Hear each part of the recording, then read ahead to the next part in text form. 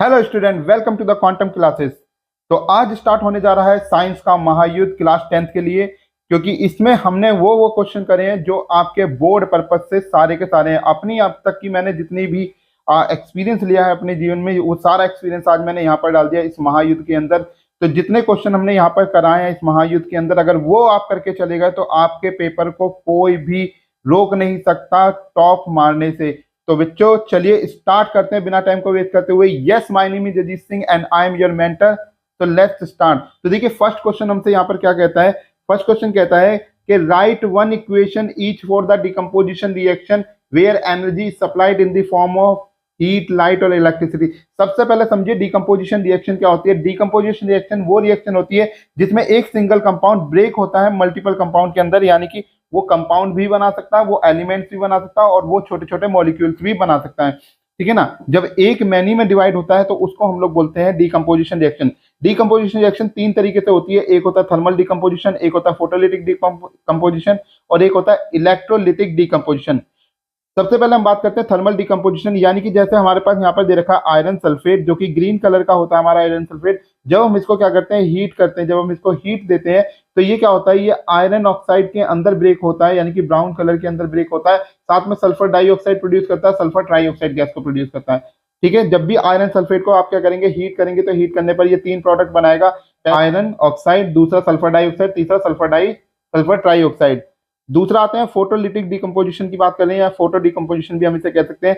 तो इसमें क्या होता है, जो सिल्वर क्लोराइड होता है आपका, सिल्वर क्लोराइड को अगर हम सनलाइट की प्रेजेंस में रखेंगे या यूवी भी, इसे हम सनलाइट की जगह पे यहाँ पे क्या लिख सकते हैं, यूवी लाइट भी अगर आप लिखते हैं तो भी एक ही बात है। तो यूवी लाइट की प्रेजेंस में जब हम इसको क्या करते हैं, रखते हैं, तो ये सिल्वर और क्लोराइड में ब्रेक हो जाता है। किसमें ब्रेक हो जाता है, सिल्वर और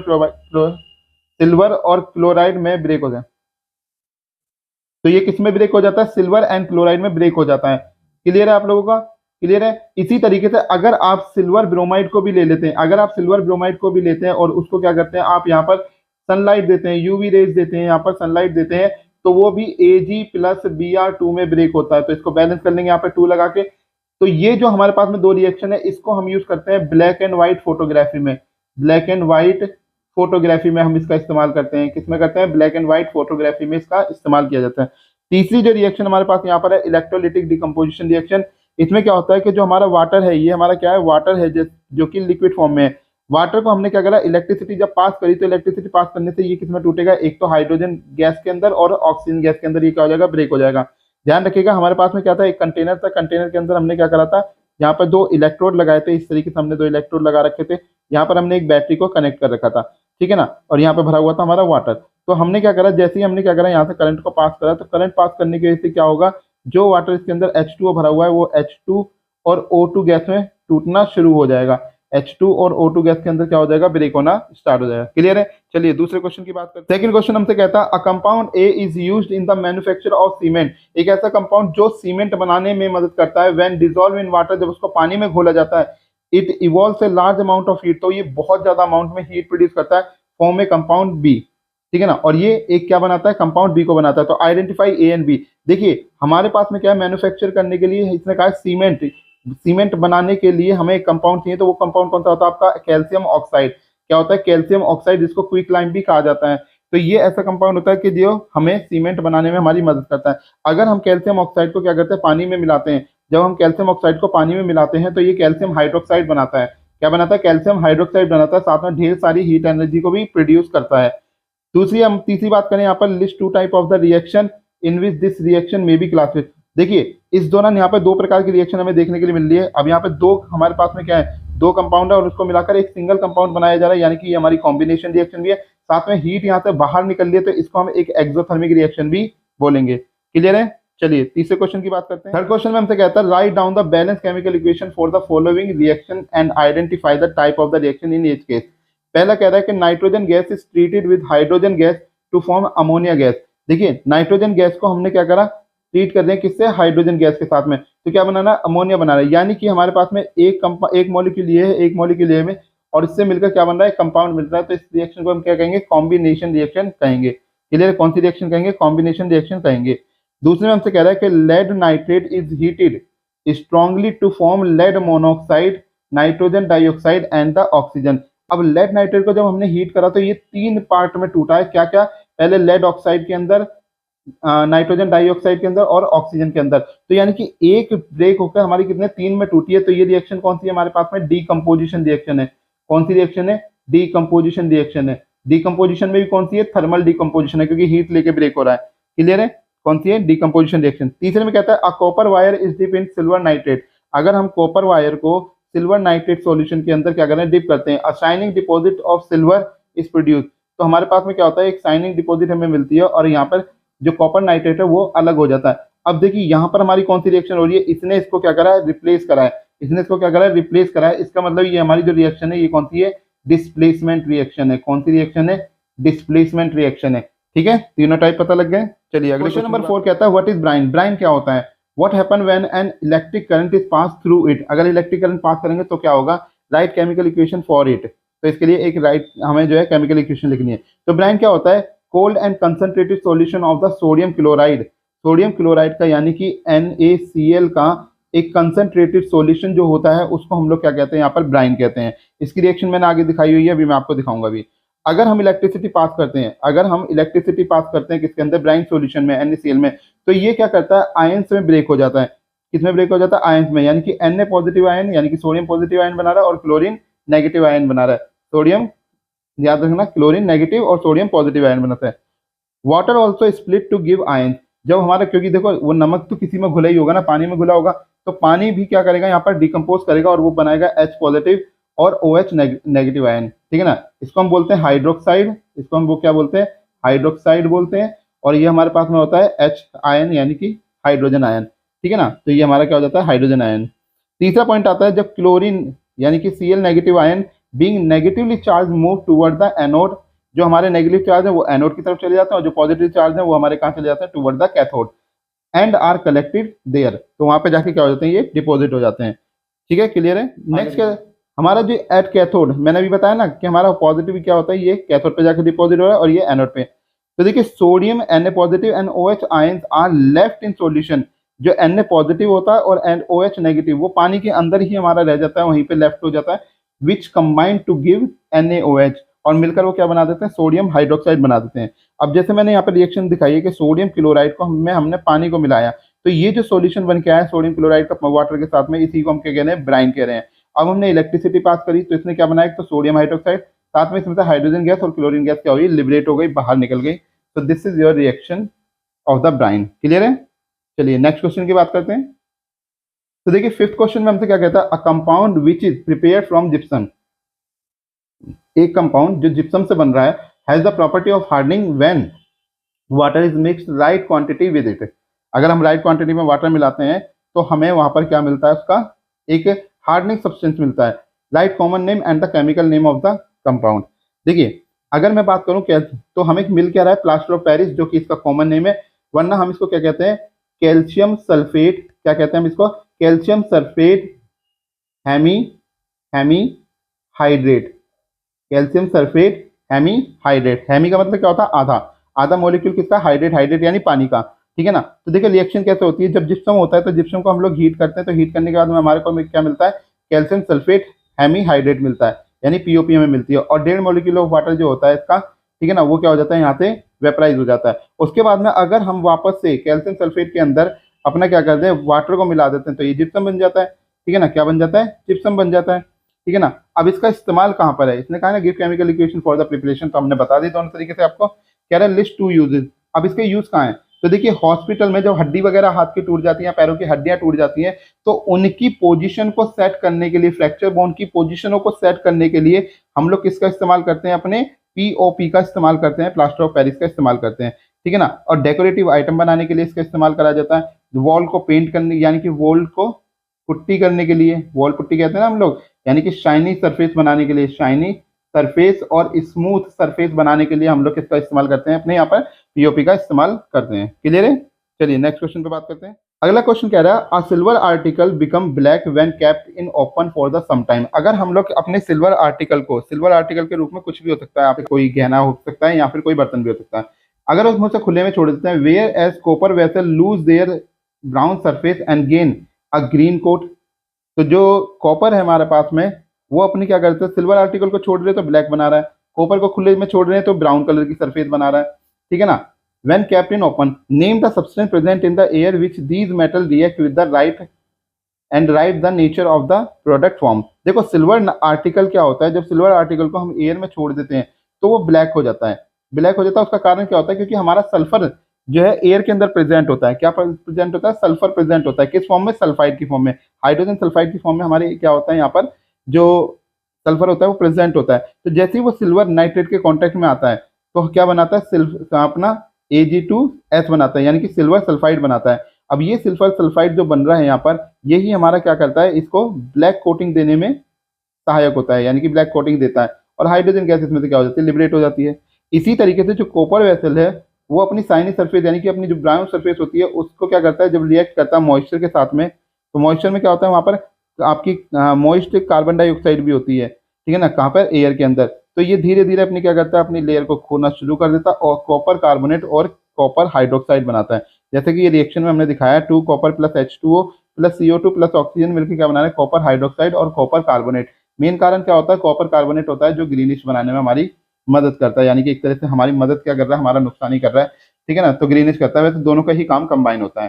पेपर के अंदर अगर मान लो दोनों अलग अलग ऑप्शन में आए, फर्स्ट सेकंड कर कर आए, तो याद रखना इसका चौथा ऑप्शन वो हमेशा यही देके चलेगा यहाँ पर कि फर्स्ट एंड सेकंड बोथ वाला। क्लियर है। चलिए नेक्स्ट क्वेश्चन पे बात करते हैं। अब कहता है कि what is the homologous series. Homologous series क्या होती है, एक्सप्लेन विद एन एग्जांपल। देखिए होमोलोगस सीरीज क्या होती है कि homologous series is the group of the organic compound having the functional group and similar chemical property in which the successive compound differ by the CH2 group। देखो हमारी homologous, होमो का मतलब होता है एक जैसा होना, ठीक है ना, जिसकी केमिकल प्रॉपर्टी कैसी होंगी, एक जैसी होंगी। जनरल फॉर्मूला कैसा होगा, एक जैसा होगा, मतलब एक ही मान लो इसको, तो उसको हम लोग क्या कहेंगे, यहाँ पर होमोलोगस सीरीज कहेंगे। उसको हम लोग क्या कहेंगे, होमोलोगस कहेंगे। जैसे हमने यहाँ पर एल्केन का एग्जांपल लेके चला है, आप एल्कीन का ले सकते हैं, एल्काइन का भी ले सकते हैं, इथेनॉल वगैरह का भी ले सकते हैं, किसी का भी जिसका आपका मन करेगा। तो हमारे पास में क्या हो गया यहाँ पर, अब मैं अगर यहाँ पर इसके कंपाउंड देखूं तो देखिए पहला जो कंपाउंड बन रहा है वो हमारा मिथेन बन रहा है, ठीक है ना, क्योंकि एल्केन ग्रुप से। दूसरा हमारा इथेन हो जाएगा, तीसरा हमारा प्रोपेन हो जाएगा, चौथा हमारा ब्यूटेन हो जाएगा, पांचवा हमारा पेंटेन हो जाएगा। ऐसे करते करते ये आगे चलते रहेंगे। लेकिन सबके सब कौन से ग्रुप से कनेक्टेड है, हमारे एल्केन ग्रुप से कनेक्टेड है। तो इनकी सबकी केमिकल प्रॉपर्टी जो होगी वो कैसी होगी, सबकी सेम होगी। कैसी होगी, सेम होगी। और सबके सब सिंगल बॉन्ड बनाने वाले होंगे। सबके सब क्या बनाएंगे, सिंगल बॉन्ड बनाएंगे। क्लियर है, समझ आ गया होमोलोगस सीरीज। चलिए नेक्स्ट बात करते हैं। अगला हमारे पास में, how can ethanol and ethanoic acid be differentiate on the basis of their physical and chemical property. देखिए कैसे हम उसको डिफरेंशिएट कर सकते हैं, बहुत ध्यान से समझना। जो हमारा इथेनॉल होता है उसका बॉइलिंग पॉइंट बहुत कम होता है, लगभग लगभग 78 डिग्री सेल्सियस का, ठीक है ना। इसमें से जो स्मेल आती है, प्लीसेंट सी स्मेल आती है। टेस्ट कैसा होता है, बर्निंग टेस्ट होता है। ये तीन है हमारे पास में इसकी फिजिकल प्रॉपर्टी। तीन क्या है इसकी, ये फिजिकल प्रॉपर्टी। अब दो केमिकल की बात कर लेते हैं। तो क्या होता है कि हमारा जो इथेनॉल होता है वो लिटमस पेपर के साथ कोई एक्शन शो नहीं करता। लिटमस पेपर के साथ कोई एक्शन शो नहीं करता। साथ में ये क्या होता है, सोडियम हाइड्रोजन कार्बोनेट के साथ में, यानी कि बेकिंग सोडा भी यहाँ पर कह सकते हैं, उसके साथ में रिएक्ट नहीं करता, ठीक है ना। इथेनॉल सोडियम हाइड्रोजन कार्बोनेट के साथ रिएक्ट नहीं करता। लेकिन अगर मैं इथेनोइक एसिड की बात करूं तो इसका एक तो बॉइलिंग पॉइंट बहुत ज्यादा होता है, कितना, लगभग 118 डिग्री सेल्सियस का। इसमें से जो स्मेल आती है बड़ी पंजेंट सी स्मेल आती है इसके अंदर से। टेस्ट कैसा होता है इसका, सोर टेस्ट होता है। और ये क्या करता है, जो लिटमस पेपर होता है उसके जो ब्लू लिटमस पेपर को क्या कर देता है, रेड में कन्वर्ट कर देता है। और ये हमारा ethanoic acid sodium hydrogen carbonate के साथ में रिएक्ट करता है और कार्बन डाइऑक्साइड को निकालता है। क्लियर है, क्लियर है आपको। अब अगला क्वेश्चन कह रहा है, a compound acts on heating with the excess concentration sulphuric acid at 443 kelvin gives an unsaturated compound Y. तो देखो एक कंपाउंड है एक्स, उसको हमने हीट करा, किससे, एक्सेस कंसंट्रेटेड, यानी कि बहुत ज्यादा कंसंट्रेटेड सल्फ्यूरिक एसिड से। कितने टेम्परेचर पे, 443 केल्विन टेम्परेचर के ऊपर, ठीक है ना। तो हमें एक कंपाउंड अनसैचुरेटेड एक कंपाउंड मिला जिसका नाम वाई है। X also react with the sodium metal to evolve a colourless gas, ठीक है ना। एक्स यहाँ पर क्या कर रहा है, ये also react with sodium metal, sodium metal के साथ रिएक्ट करता है, तो ये एक कलरलेस गैस देता है, जेड। आइडेंटिफाई करना हमें कि एक्स वाई जेड हमारे क्या होंगे, ठीक है ना। आइडेंटिफाई करना है, write the equation of the chemical reaction of the formation of Y and also write the role of the sulphuric acid in the reaction. देखो पहले तो एक्स जो हमारा यहाँ पर बनेगा वो बनेगा इथेनॉल। क्या बनेगा हमारा, इथेनॉल। इथेनॉल हमारा क्या होता है, जब वो H2S4 के साथ में रिएक्ट करता है तो इथीन को बनाता है। क्या बनाता है, इथीन को बनाता है। और एक क्या करता है, अपने हाइड्रोजन गैस निकालता है जो कि कलरलेस गैस होती है।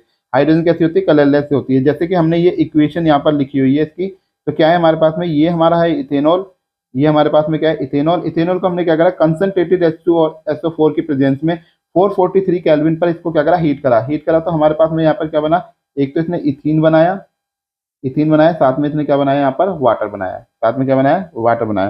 तो sulphuric acid act as a dehydrating agent, जो सल्फ्यूरिक एसिड इसमें ये लगा हुआ है, ये कैसा लगा हुआ है, हमारा डिहाइड्रेटिंग एजेंट की तरह लगा हुआ है, and removes a molecule of water from the ethanol, और इसमें से क्या करता है, जो वाटर के मॉलिक्यूल होता है इनको हटा देता है, to give unsaturated compound ethene. तो हमें एक अनसैचुरेटेड कंपाउंड मिल जाता है। क्लियर है यहाँ पर, क्लियर है। चलिए नेक्स्ट नंबर 10 कहता है, why is the conversion of ethanol to ethanoic acid and oxidation reaction, कि जब हम इथेनॉल को इथेनोइक एसिड में कन्वर्ट करते हैं तो इसको हम ऑक्सीडेशन रिएक्शन कैसे कहते हैं, ठीक है ना। Name the oxidising agent used in the conversion. दूसरी बात कि कौन से कन्वर्जिंग एजेंट को आप इस्तेमाल करते हो, कौन से ऑक्सीडाइजिंग एजेंट को इस्तेमाल करते हो इसको कन्वर्ट करने के लिए। फिर right the chemical equation for this oxidation. अब इसके लिए हमें केमिकल रिएक्शन लिखनी है। How is the reaction different from the reaction in which ethanol burn in the presence of oxygen, ठीक है ना। तो ये कैसे इससे डिफरेंट है जब ऑक्सीजन इथेनॉल को हम ऑक्सीजन की प्रेजेंस में जलाते हैं। तो सबसे पहले समझ लीजिए क्या हो रहा है यहाँ पर कि conversion of ethanol ethanoic acid से, because oxygen are added to ethanol to convert it ethanoic acid. हम ऑक्सीजन को ऐड करते हैं इसके अंदर ताकि हमारा इथेनोइक एसिड बन सके, इसीलिए इसको ऑक्सीडेशन कहा जाता है, ठीक है ना। इसीलिए इसको क्या कहते हैं, ऑक्सीडेशन रिएक्शन कहते हैं। दूसरी बात, जो ऑक्सीडाइजिंग एजेंट हम यहाँ पर इस्तेमाल करते हैं वो कौन से करते हैं, या तो पोटेशियम परमैंगनेट करेंगे, ठीक है ना, पोटेशियम परमैंगनेट करेंगे, या फिर हम पोटेशियम डाइक्रोमेट करते हैं, पोटेशियम परमैंगनेट यानी कि KMnO4 या फिर K2Cr2O7। और साथ में इसे क्या करते हैं, जब हीट करते हैं तो हीट करने पर ये क्या होता है, इथेनॉल हमारा इथेनोइक एसिड के अंदर कन्वर्ट हो जाता है। किसमें कन्वर्ट हो जाता है, इथेनोइक एसिड में कन्वर्ट हो जाता है। When ethanol burn in the presence of air, अगर हम इथेनॉल को एयर की प्रेजेंस में जलाते हैं, it produce the carbon dioxide gas. ये हमारा कार्बन डाइऑक्साइड गैस प्रोड्यूस करता है, साथ में वाटर प्रोड्यूस करता है। क्या बनाता है, कार्बन डाइऑक्साइड बनाता है और वाटर बनाता है, और बहुत सारी हीट निकालता है। अब हीट निकालता है तो इस रिएक्शन को हम क्या कहते हैं, कंबशन रिएक्शन भी कहते हैं। क्या कहते हैं, हम इसको एक कंबशन रिएक्शन भी कहते हैं। जैसे कि मैंने यहाँ पे दिया हुआ है, मेरे पास यहाँ पर है ये इथेनॉल को मैंने क्या करा, ऑक्सीजन यहाँ पर क्या है, ये एयर है, एयर की प्रेजेंस में इसको क्या करा, बर्न करा तो इसने क्या दी मेरे को यहाँ पर, कार्बन डाइऑक्साइड दी। क्या दी यहाँ पर, कार्बन डाइऑक्साइड दी, साथ में ये वाटर दे दिया, और ढेर सारी हीट हमारी क्या हो रही है, एनर्जी बाहर निकल रही है। क्लियर है, समझ आ गया आप लोगों को क्वेश्चन। चलिए नेक्स्ट पे बात करते हैं। अगला क्वेश्चन कहता है, draw 2 structural isomer of butane. Butane के 2 स्ट्रक्चर कौन से, एक तो है ये सिंपल वाला जिसमें 4 कार्बन आपने क्या करे, सीरीज में लगा दिए और सिंगल बॉन्ड के साथ में इसको कनेक्ट कर दिया, इसको कहते हैं हम ब्यूटेन। दूसरा हमारे पास में क्या होता है, आइसोब्यूटेन। यहाँ पर क्या हो गया, आपने 2 कार्बन ये लगाए हैं और यहाँ से इसकी क्या कर दी, ब्रांचिंग सी कर दी। यहाँ पे क्या कर दिया आपने, ब्रांचिंग कर दी, ब्रांचिंग करके आपने यहाँ पर इसको ड्रॉ कर दिया, तो इसे हम कहते हैं आइसोब्यूटेन। क्या कहते हैं इसको, आइसोब्यूटेन। उसके बाद कह रहा है, draw the structure of propanal. देखो प्रोपेनल क्या होता है, प्रोप का मतलब होता है यहाँ पर 3, यानी कि जिसके अंदर 3 कार्बन हो। एन का मतलब यहाँ पर, एन जो लिखा रहता है, एन का मतलब होता है कि ये एल्केन ग्रुप से जुड़ा हुआ है, और ओल का मतलब लगा होता है कि फंक्शनल ग्रुप इसका एल्कोहल है, ठीक है। तो हमने यहाँ पर बनाया 3 कार्बन लगाए हमने, 1 2 और 3, और इसके एक कार्बन पे क्या जोड़ दिया, अपना एल्कोहल ग्रुप को जोड़ दिया। एक कार्बन पे क्या करा हमने, इसके एल्कोहल ग्रुप को जोड़ दिया। अब यहाँ पर हमारे पास में क्या होगा, 3 कार्बन वाले को कहते हैं प्रोप, सिंगल बॉन्डेड है तो कह दिया एन, और एल्कोहल ग्रुप जुड़ा हुआ तो बना दिया ओल, तो ये बन गया हमारा प्रोपेनॉल। इसी तरीके से अगर मुझे प्रोपेनॉन बनाना है तो कीटोन ग्रुप हम अपना यहाँ पे क्या करेंगे, कनेक्ट कर देंगे, ठीक है ना। 3 कार्बन बनाएंगे और उस पर क्या कर देंगे, अपना कीटोन ग्रुप। ये हमारा कौन सा ग्रुप है, कीटोन ग्रुप, हम इसमें ऐड कर देंगे तो हमारा बन जाएगा प्रोपेनॉन। क्लियर है, क्लियर है। कह रहा name the third homology of alcohol and aldehyde. भाई थर्ड तो यही तो है, प्रोपेनॉल ही तो थर्ड है हमारे पास में। अल्कोहल का केस के लिए अगर हम लोग बात करें तो प्रोपेनॉल, और अगर हम बात करेंगे एल्डिहाइड ग्रुप के लिए तो हमारा क्या हो जाएगा यहाँ पर, प्रोपेनाइल हो जाएगा। क्या हो जाएगा, प्रोपेनल हो जाएगा, ठीक है ना, क्या हो जाएगा, प्रोपेनल हो जाएगा। फिर चौथे पार्ट में कहता है नेम द फॉलोइंग। भाई देखो ये जो स्ट्रक्चर बना हुआ है, इस स्ट्रक्चर को हम लोग कहते हैं बेंजीन। इस स्ट्रक्चर को हम लोग क्या कहते हैं, बेंजीन कहते हैं, जिसका फॉर्मूला होता है C6H6। इसका फॉर्मूला क्या होता है यहाँ पर, C6H6। क्लियर है। अब कह रहा है show the covalent bond formation in the nitrogen molecule. जैसा कि मैंने यहाँ पर दिखाया हुआ है, मेरे पास में ये क्या है, यहाँ पर एक इसका एलिमेंट है नाइट्रोजन का, क्या है यहाँ पर भी एक एलिमेंट है, यहाँ पर भी एक एलिमेंट है, अब क्या हुआ, इसकी क्या होता है, जो एटॉमिक नंबर होता है हमारा नाइट्रोजन का वो 7 होता है, कॉन्फ़िगरेशन 2 5 बनी, तो इसके पास में क्या 3 वैलेंसी है, तो यह ना तो 3 वैलेंसी किसी से ले सकता है ना दे सकता है, बस शेयर कर सकता है। तो ये जब नाइट्रोजन गैस बनाता है तो अपने आप से क्या कर लेता है, यहाँ पर शेयर कर लेता है, अपने आप से क्या कर लेता है, शेयर कर लेता है। तो शेयरिंग करके हमारे पास में क्या हो जाता है, नाइट्रोजन ट्रिपल बॉन्ड नाइट्रोजन बन जाता है। यानी कि एक तरह से ये हमारा कौन से ग्रुप को मैच करता हुआ बन गया, इथाइन ग्रुप को, क्योंकि इथाइन ग्रुप में ट्रिपल बॉन्ड आता है। क्लियर है? चलिए नेक्स्ट बात करते हैं। क्वेश्चन नंबर 12 में कहता है हमसे define the following term giving one example of each. सबसे पहले आता है एस्टिफिकेशन। बेटा ये बहुत इंपॉर्टेंट रिएक्शन है, ध्यान रखना, एस्टिफिकेशन की पेपर में देखने के लिए आपको जरूर मिलेगी। ठीक है ना? क्या होती है, when an organic acid react with the alcohol, जब भी हम किसी ऑर्गेनिक एसिड को अल्कोहल के साथ रिएक्ट करते हैं, ठीक है ना, in the presence of the acid catalyst, किसी एसिड कैटलिस्ट की प्रेजेंस में, वो एसिड कैटलिस्ट यहाँ पर क्या हो सकता है, अभी हम बताएंगे। यहाँ पर it produce a sweet smelling substance, तो ये एक स्वीट स्मेलिंग सब्सटेंस प्रोड्यूस करता है जिसको एस्टर कहा जाता है। ठीक है ना? इस रिएक्शन को क्या कहा जाता है, एस्टिफिकेशन कहा जाता है। अब जैसे यहाँ पर हमने क्या करा, इथेनोइक एसिड लिया अपना CH3COOH, इथेनोइक एसिड को क्या करा, इथेनॉल की प्रेजेंस में इसको क्या करा, इथेनॉल से इसको रिएक्ट कराया, किसकी प्रेजेंस में, अपने कंसंट्रेटेड H2SO4 की, और साथ में इसे हीट करा, तो हमें इसने क्या बना के दिया, एस्टर बना के दिया। क्या बना के दिया इसने हमें, एस्टर बना के दिया। साथ में क्या प्रोड्यूस करा, यहाँ पर वाटर प्रोड्यूस करा। साथ में क्या प्रोड्यूस करा इसने, यहाँ पर वाटर प्रोड्यूस करा। क्लियर है? यहाँ पर समझ आ गया एस्टिफिकेशन किसे कहा जाता है। एडिशन रिएक्शन क्या होती है कि अनसैचुरेटेड हाइड्रोकार्बन, जो अनसैचुरेटेड हाइड्रोकार्बन होता है, adds hydrogen in the presence of catalyst. जब किसी कैटलिस्ट की प्रेजेंस में हम अनसैचुरेटेड हाइड्रोकार्बन में कुछ हाइड्रोजन को ऐड करते हैं, अब वो कैटलिस्ट क्या होंगे, जैसे पैलेडियम या निकल की प्रेजेंस में हम इसको ऐड कर रहे हैं, तो ये अनसैचुरेटेड से क्या हो जाता है, सैचुरेटेड हाइड्रोकार्बन बन जाता है। ठीक है ना? क्या बन जाता है, सैचुरेटेड हाइड्रोकार्बन बन जाता है। ठीक है ना? Such reaction are called the addition reaction, इसी रिएक्शन को हम लोग एडिशन कहते हैं। जब जैसे मैंने यहाँ पर देखिए, यहाँ पर ये डबल बॉन्ड रख है, मतलब ये अनसैचुरेटेड है, इस तरफ कहता है ये अनसैचुरेटेड हाइड्रोकार्बन है। अब यहाँ पर देखिए सारे सिंगल बॉन्ड लग रहे हैं, तो ये कैसा हो गया, सैचुरेटेड हो गया, क्योंकि सिंगल बॉन्ड सैचुरेटेड होता है और डबल ट्रिपल बॉन्ड वाले अनसैचुरेटेड हाइड्रोकार्बन होते हैं। क्लियर है आपका? चलिए नेक्स्ट क्वेश्चन देखिए। क्वेश्चन नंबर 13 में हमसे कहता है describe the structure and functioning of the nephron.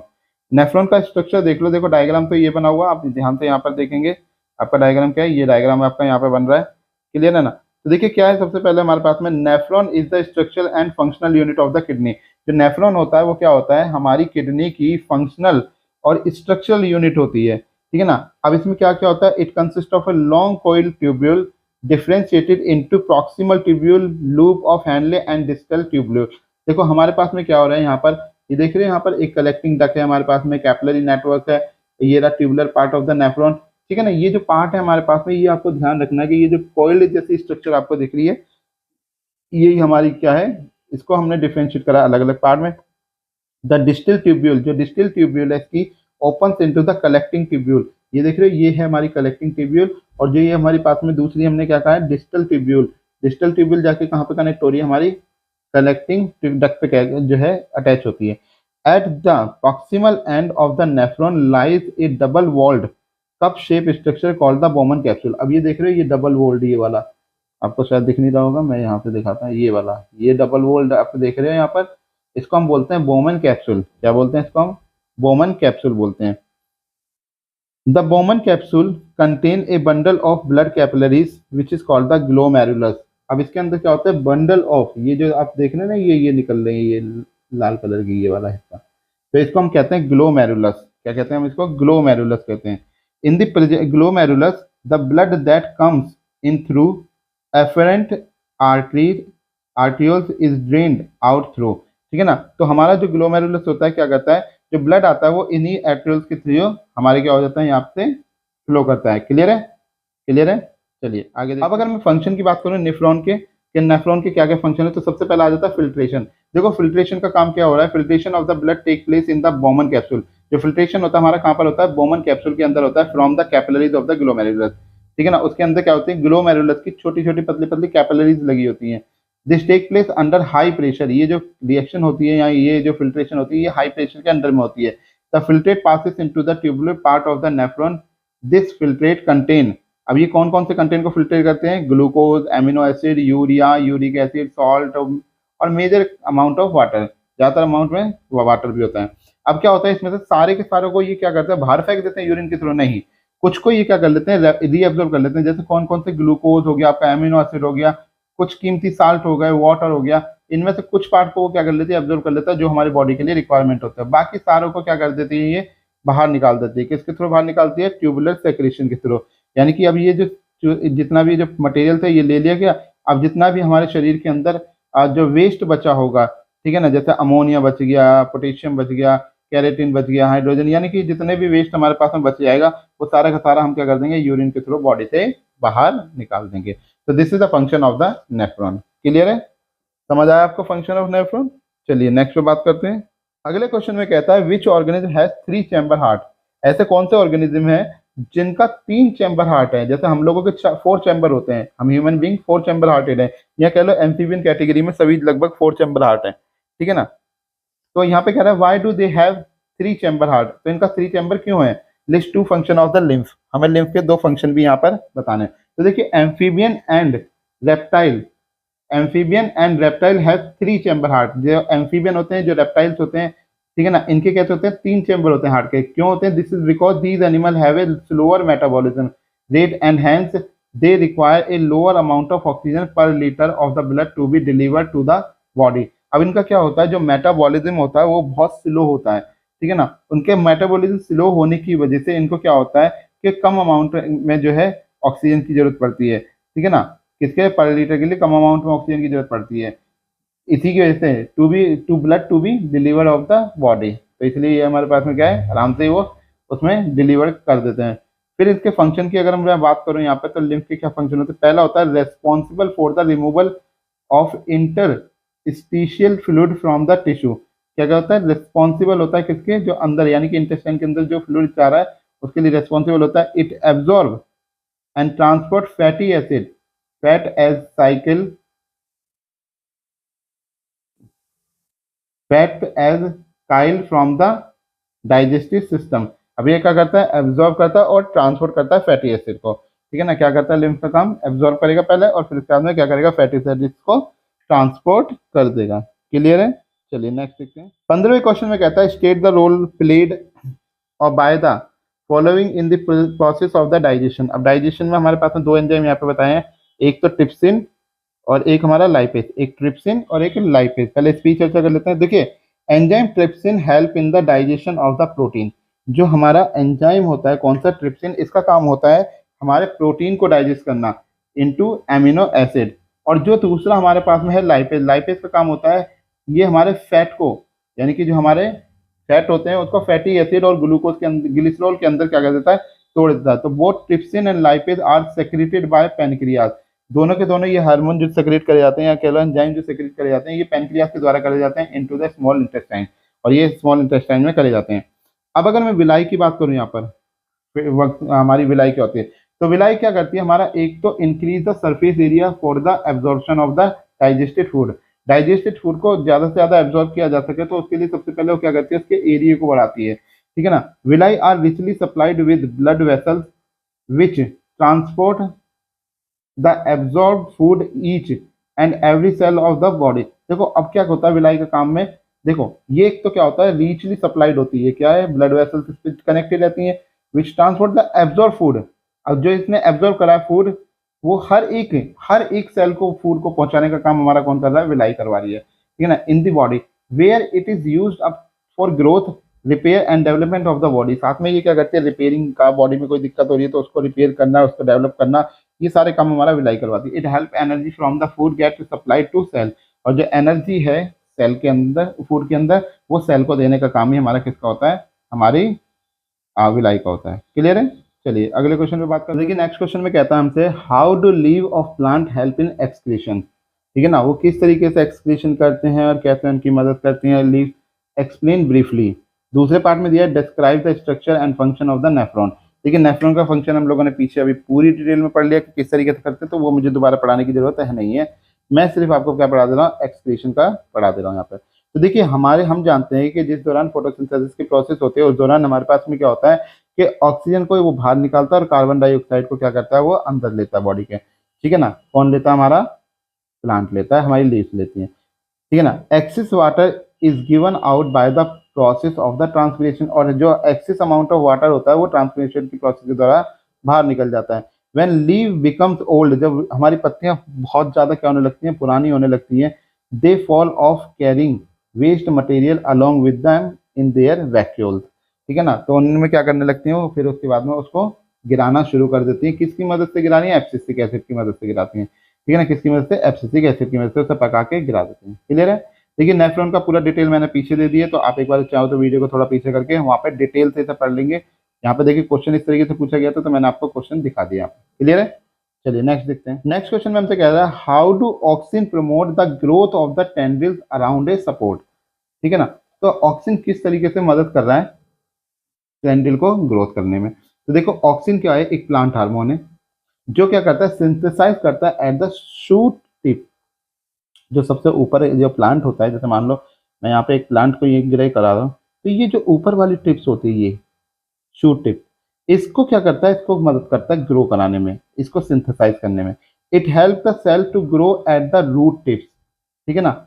और ये किस में हेल्प करता है? It helps to cell to, ध्यान रखना, it help the cells to grow of the root tips.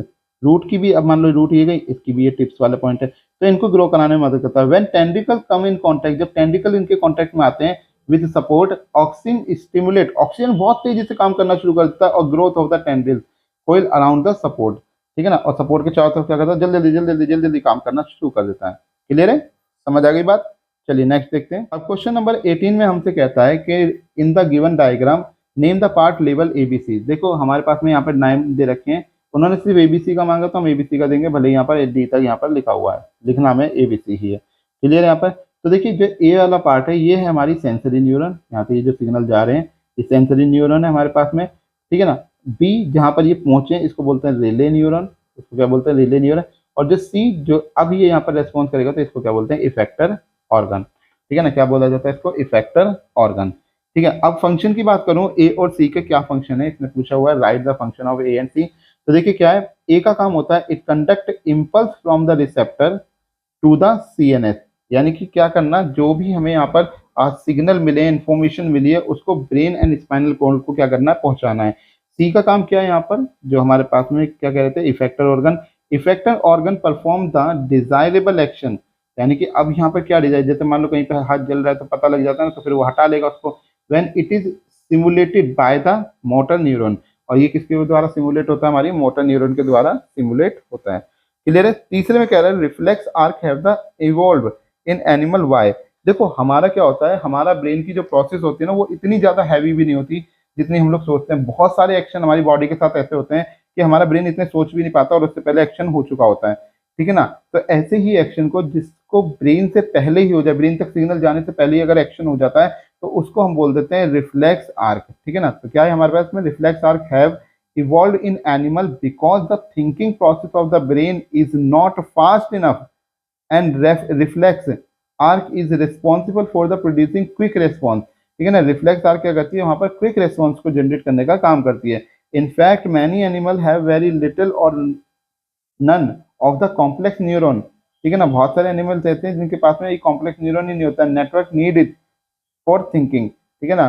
कोई नेटवर्क भी जो है सोचने के लिए उनके पास में नहीं होता। क्लियर है? यहाँ पर नेटवर्क थिंकिंग, ठीक है ना, इनकी जरूरत, network needed for thinking, network की जरूरत पड़ती है उनको सोचने के लिए, ठीक है। क्लियर है? आगे देखते हैं। नेक्स्ट क्वेश्चन है हमारे पास में what are cranial and spinal nerve. Cranial और स्पाइनल नर्व क्या होती है? पहले क्रेनियल और स्पाइनल नर्व को समझ लीजिए। यहाँ पे पूरे पेज में मैंने इसी को डिस्क्राइब करा हुआ है, उसके बाद में जाकर मैं ब्रेन के बारे में ये पहले पार्ट आपको बताता हूँ। देखिए क्या है, cranial nerve are the nerve associated, जो क्या करती है? सहायता करती है विद द ब्रेन, ठीक है ना। क्रेनियल नर्व क्या कर रही है? हमारी ब्रेन के साथ में मदद करने का काम कर रही है। These are 12 pair in number, ये 12 पेयर में होती है, यानी 24 नर्व हमारी पाई जाती है इसके अंदर। And carries both sensory and motor nerve, और क्या करते हैं यहाँ पर? यही अपने अंदर जो है सेंसरी और मोटर नर्व को भी रखते हैं। Spinal nerves arises the nerve connected with the spinal cord, जो स्पाइनल नर्व होती है हमारी वो स्पाइनल कोड के साथ में क्या होती है? जुड़ी हुई होती है, कह लो वहां से निकलती है। तो कितनी होती है वहां पर? 31 पेयर ऑफ नंबर्स, ठीक है ना। 31 पेयर वहां पे होते हैं इसके पास में। Spinal nerve arises in the form of dorsal root and the ventral root and both unit in the neural canal to form single branch. It comes out of the vertebral column through invertible inter vertebral canal and hence divide into dorsal ventral and visceral branches। तो ये क्या करता है, spinal nerve हमारा कहाँ से निकलना, हमारी स्पाइनल कॉर्ड से निकलने लग रहा है, और वहां से निकलने के बाद में क्या करता है, ये it come out of the vertebral column, ठीक है ना। तो ये क्या करता है, पीछे जाके फिर डिवाइड हो जाता है into dorsal ventral and visceral branches के अंदर, ये क्या होता है, यहाँ पर डिवाइड हो जाता है।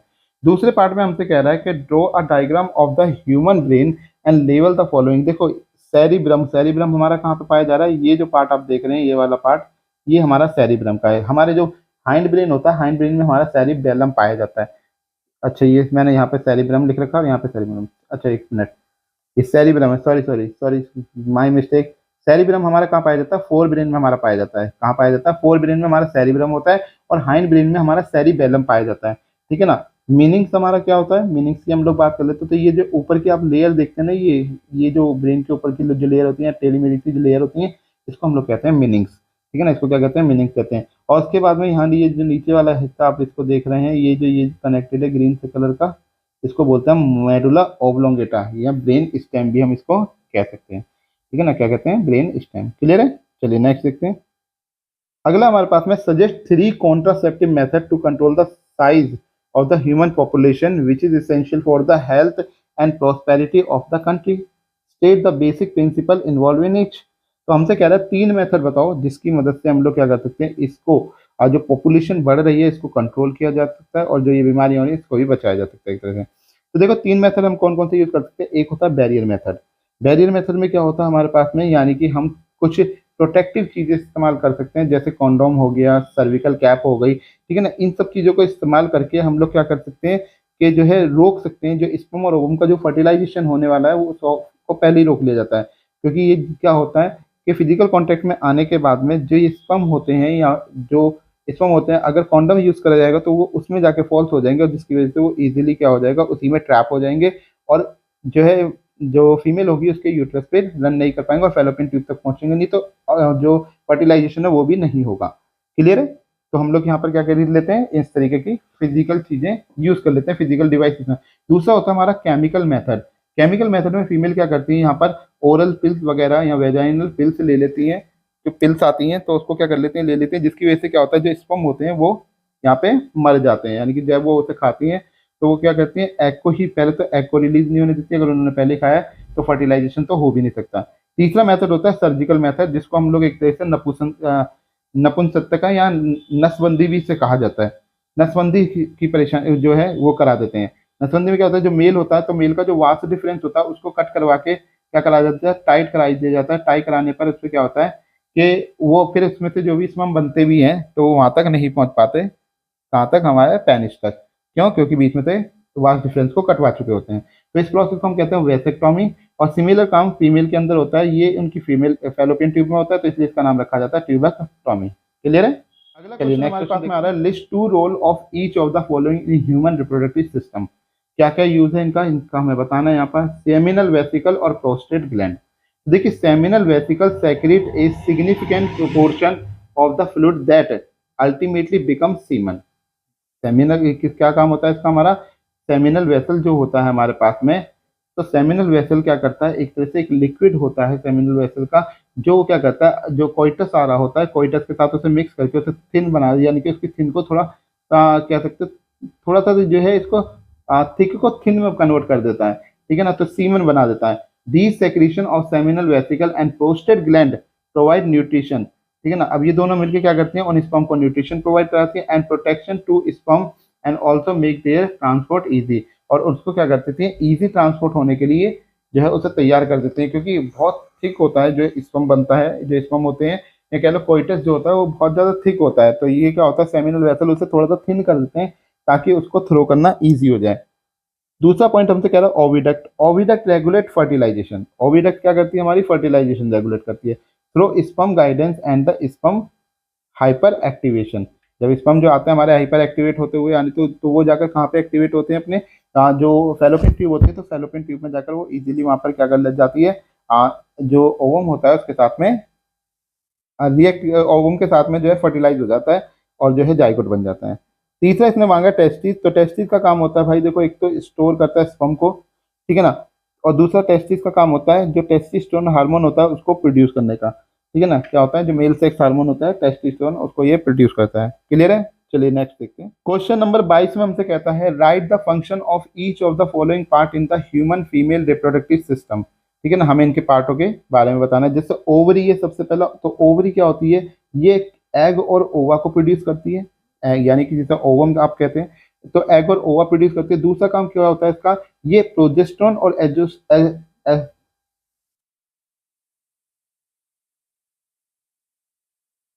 तो दूसरा काम क्या होता है इसका, ये प्रोजेस्टेरोन और एस्ट्रोजन नाम के जो हार्मोन्स होते हैं उनको भी प्रोड्यूस करती है, जो प्यूबर्टी के लिए बहुत ही फायदेमंद होते हैं। यानी कि जब गर्ल्स में प्यूबर्टी की स्टेज आती है तो उस दौरान ये हार्मोन प्रोड्यूस होते हैं और उससे हमें पता लगता है कि जो लड़की है उसमें प्यूबर्टी आ चुकी है। यूट्रस की बात करी जाए, यूट्रस क्या होता है, ये वो साइट होती है जहाँ पे इम्प्लांटेशन ऑफ द जाइगोट अकर होता है।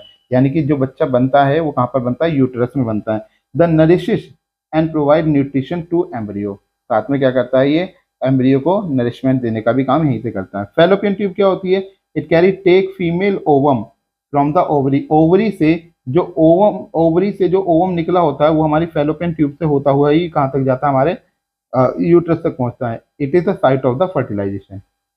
फैलोपियन ट्यूब को हम फर्टिलाइजेशन साइट भी कहते हैं। क्लियर है?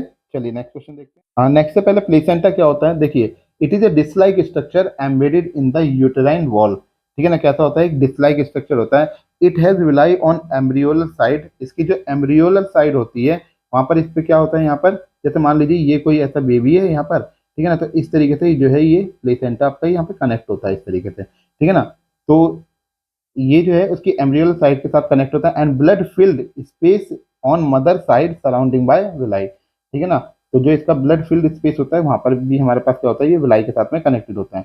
अब फंक्शन क्या होता है प्लेसेंटा का, सबसे पहले तो नरिशमेंट देना, बच्चे को नरिशमेंट जो मिलती है वो क्या होता है, ब्लड, माँ के ब्लड से जो भी कीमती कीमती जो आप कह सकते हैं मिनरल्स होते हैं उनको ले लेके ये क्या कर देता है, बच्चे को देना शुरू कर देता है। तो it provide large surface area for the absorption, साथ में क्या करता है लार्ज सरफेस एरिया प्रोवाइड कराता है एब्जॉर्प्शन के लिए of the glucose oxygen from mother blood to embryo. ठीक है ना, मदर के जो ब्लड में ऑक्सीजन ग्लूकोज है उसको क्या करता है, बच्चों को देता है। It also take away wastage generated, अब जो बच्चा वेस्ट जनरेट करता है ठीक है ना, तो उसको क्या करता है, मदर के ब्लड में वापस मिलाने का काम भी यही करता है। क्लियर है? क्लियर है आपको? चलिए नेक्स्ट देखते हैं। अब आते हैं 23 क्वेश्चन पे। ये कह रहा है identify the given diagram, name the part of the 1 to 5। हमें इनके नाम बताने, तो देखो सबसे पहले ये फर्स्ट पर हमारे पास में क्या है, फैलोपियन ट्यूब है, ये हमारी क्या ओवरी है। ठीक है ना, तीसरे नंबर पर हमारा क्या है, यूट्रस है। चौथे पे क्या है, हमारा सर्विक्स है। ठीक है ना, ये वाला पार्ट क्या होता है, नैरो ओपनिंग होती है जिसे सर्विक्स कहते हैं। और ये पांचवा हमारे पास क्या आता है, वेजाइना आ जाता है। पांचवा क्या आ जाता है, हमारा वेजाइना आ जाता है। क्लियर है? अब कह रहा है व्हाट इज कॉन्ट्रासेप्शन। कॉन्ट्रासेप्शन क्या होता है, अभी पीछे पूरी डिटेल में पढ़ा है मैंने कॉन्ट्रासेप्शन क्या होते हैं। कॉन्ट्रासेप्शन वो मेथड होते हैं जिसके द्वारा किसी भी प्रेगनेंसी को कंट्रोल किया जा सकता है, या जो देश की पॉपुलेशन है उसको कंट्रोल किया जा सकता है। अब कंट्रोल कैसे करोगे, तो 3 मेथड मैंने बताए थे कि हम लोग बैरियर मेथड का इस्तेमाल कर सकते हैं, हम लोग जो है सर्जिकल मेथड का यहाँ पर इस्तेमाल कर सकते हैं, केमिकल मेथड का इस्तेमाल कर सकते हैं अपनी इस चीज़ को रोकने के लिए। तो कंडोम, ओरल पिल इसके एग्जाम्पल हो जाते हैं। ठीक है ना, तो इसने बोला एडवांटेज क्या है इसके, कॉन्ट्रासेप्टिव को अडॉप्ट करने के एडवांटेज क्या है। एडवांटेज यही है, सबसे पहला तो यही है कि अनवांटेड प्रेगनेंसीज को रोका जा सकता है। भाई बहुत बार ऐसा होता है जो माँ बाप नहीं चाहते होते बच्चे, तो उस केस में अनवांटेड प्रेगनेंसी को रोकने के लिए आप बैरियर का इस्तेमाल कर सकते हैं। ठीक है ना, उसके बाद में हमारे पास में क्या है, सेक्सुअल ट्रांसमिटेड डिजीज के जो रिस्क होते हैं वो भी कम हो जाते हैं। तीसरा हमारे पास क्या है, control and increase the population और बर्थ रेट, तो जो पॉपुलेशन है वो भी इसकी भी जो है कंट्रोल किया जा सकता है। तो ये नहीं कि भैया हो जा रहे वाला है। ठीक है, क्लियर है? चलिए नेक्स्ट कहता है Mendel in one of his experiment with pea plant crossed a variety of pea plant having round seed with one having wrinkle seed। तो इन्होंने क्या करा, मेंडल ने एक एक्सपेरिमेंट करा, उसमें क्या लिए, इसने राउंड सीड लिए साथ में रिंकल सीड लिए हैं। State Mendel observation giving reason F1 and F2 progeny of this cross. F1 F2 progeny हमें दिखानी है। List any 2 contrasting character other than round seed of a pea plant that Mendel used in his experiment. तो कोई दूसरे भी आप इसमें इस्तेमाल कर सकते हैं। क्लियर है ना? अब देखिए मेंडल का जो ये लो है इसके अंदर देख लीजिए, the F1 progeny so obtain had heterozygous round seed plant and no wrinkle seed plant. अब देख लो फर्स्ट जनरेशन के अंदर हमारे पास में क्या हो रहा है, जब मैंने यहाँ पे राउंड सीड प्लांट लिए, रिंकल सीड प्लांट लिए, जब मैंने इसको क्रॉस कराया तो देखो सारे के सारे एक जैसे आए हैं, यानी कि सारे के सारे हाइब्रिड आए हैं। कैसे आए हैं हमारे पास में? हाइब्रिड आए हैं, 100% हाइब्रिडाइजेशन हुआ है यहाँ पर, ठीक है ना। तो सारे हाइब्रिड आए हैं, तो कोई भी हमें रिंकल नहीं मिला, मतलब सारे के सारे राउंड ही मिले। लेकिन जब मैंने इनका सेल्फ क्रॉस कराया, यानी कि इसी को जब मैंने यहाँ पर सेल्फ क्रॉस कराया इसका, तो सेल्फ क्रॉस करने पर देखो हमें फिर से यहाँ पर क्या मिल गया? प्योर प्योर राउंड का करेक्टर मिला और प्योर रिंकल्ड का करेक्टर मिल गया। प्योर रिंकल्ड का करेक्टर भी हमें देखने के लिए F2 जनरेशन में यहाँ पर मिल गया। क्लियर है? क्या हो जाएगा यहाँ पर? F2 जनरेशन में हमारे करेक्टर यानी कि वापस आ सकते हैं अगर इसको सेल्फ क्लोज कराया जाए। ठीक है, क्लियर है? चलिए नेक्स्ट देखते हैं। अब अगले क्वेश्चन में कह रहा है draw a labelled ray diagram to show the path of a ray light incident obliquely on the one face of the glass slab. देखो मैंने एक ग्लास स्लैब, ये जो बनी हुई है हमारे पास में, ये एक ग्लास स्लैब है, ठीक है ना। ये क्या है? एक गिलास स्लैब है। एक मिनट रुको, मैं कलर बदल दूं इसका, ठीक है। तो ये हमारे पास में क्या है? गिलास स्लैब है। अब ये जो गिलास स्लैब हमें दे रखी है, अब देखो ये जो लाइट आ रही है ये हमारी कौन सी है? इंसिडेंट रे है। इंसिडेंट रे क्या होती है? जब भी कभी किसी ट्रांसपेरेंट मीडियम से किसी भी ट्रांसपेरेंट मीडियम से जब कोई लाइट गुजरती है तो वो क्या करती है? वो टूवर्ड द नॉर्मल सरक जाती है। क्या होता है? टूवर्ड्स द नॉर्मल सरक जाती है। कहाँ से? एयर टू, कहाँ जा रही है? एयर टू मीडियम में। एयर टू मीडियम यानी कि हम कह सकते हैं एयर टू डेंसर मीडियम में जब भी लाइट जाएगी वो टूवर्ड द नॉर्मल हो जाएगी, और जब लाइट डेंसर टू रेयर में जाएगी तो अवे फ्रॉम द नॉर्मल हो जाएगी। क्लियर है? तो आने वाली लाइट को हम इंसिडेंट कहते हैं, जो अंदर की तरफ गई है यानी कि डेंसर मीडियम में उसको हम कहते हैं रिफ्लेक्टेड रे, और तीसरी जो हमारी बाहर निकली है डेंसर टू रेयर है उसको हम बोलते हैं एमरजेंट रे। ठीक है ना, उसको हम क्या बोल देते हैं? एमरजेंट रे बोल देते हैं। इंसिडेंट रे और नॉर्मल के बीच खींची बनाया गया एंगल एंगल ऑफ इंसिडेंट होता है, और एमरजेंट और नॉर्मल के बीच बनाया गया एंगल हमारा एंगल ऑफ एमरजेंट कहलाता है। अब इसके देखो बी पार्ट में हमसे क्या कहा गया है। ये तो था फर्स्ट पार्ट जो इसने ड्रॉ करने के लिए कहा था, सो हमने ड्रॉ कर दिया। अब इसका देखो सेकंड पार्ट को आप देखेंगे, बी पार्ट को यहाँ पर, ठीक है ना। बी पार्ट में क्या कह रहा है? Calculate the reflective index of the material. हमें इसका रिफ्लेक्टिव इंडेक्स यानी कि हमें इसके एन की वैल्यू निकालनी है रिफ्लेक्टिव इंडेक्स की। Given that the speed of the light through the glass, हमें लाइट की स्पीड दे रखी है यानी वी हमें दिया गया 2 × 10⁸ मीटर/सेकंड कह रहा है। एंड इन एयर, एयर में यानी कि सी की वैल्यू भी हमें दी गई है 3 × 10⁸ मीटर/सेकंड, ये हमें दिया गया है। तो रिफ्लेक्टिव इंडेक्स का जो फॉर्मूला होता है वो होता है C/V, ठीक है ना। क्या होता है? C/V होता है। तो C की वैल्यू हमारे पास है 3 × 10⁸ मीटर/सेकंड, और V की वैल्यू हमारे पास है 2 × 10⁸ मीटर/सेकंड। 10⁸ से 10⁸ कटा, मीटर/सेकंड से मीटर/सेकंड गया, तो 3/2 हमारे पास में आ गया 1.5। तो रिफ्लेक्टिव इंडेक्स ऑफ गिलास कितना है हमारे पास में यहाँ पर? रिफ्लेक्टिव इंडेक्स ऑफ गिलास हमारे पास क्या आ जाएगा यहाँ पर? 1.5 आ जाएगा। क्लियर है?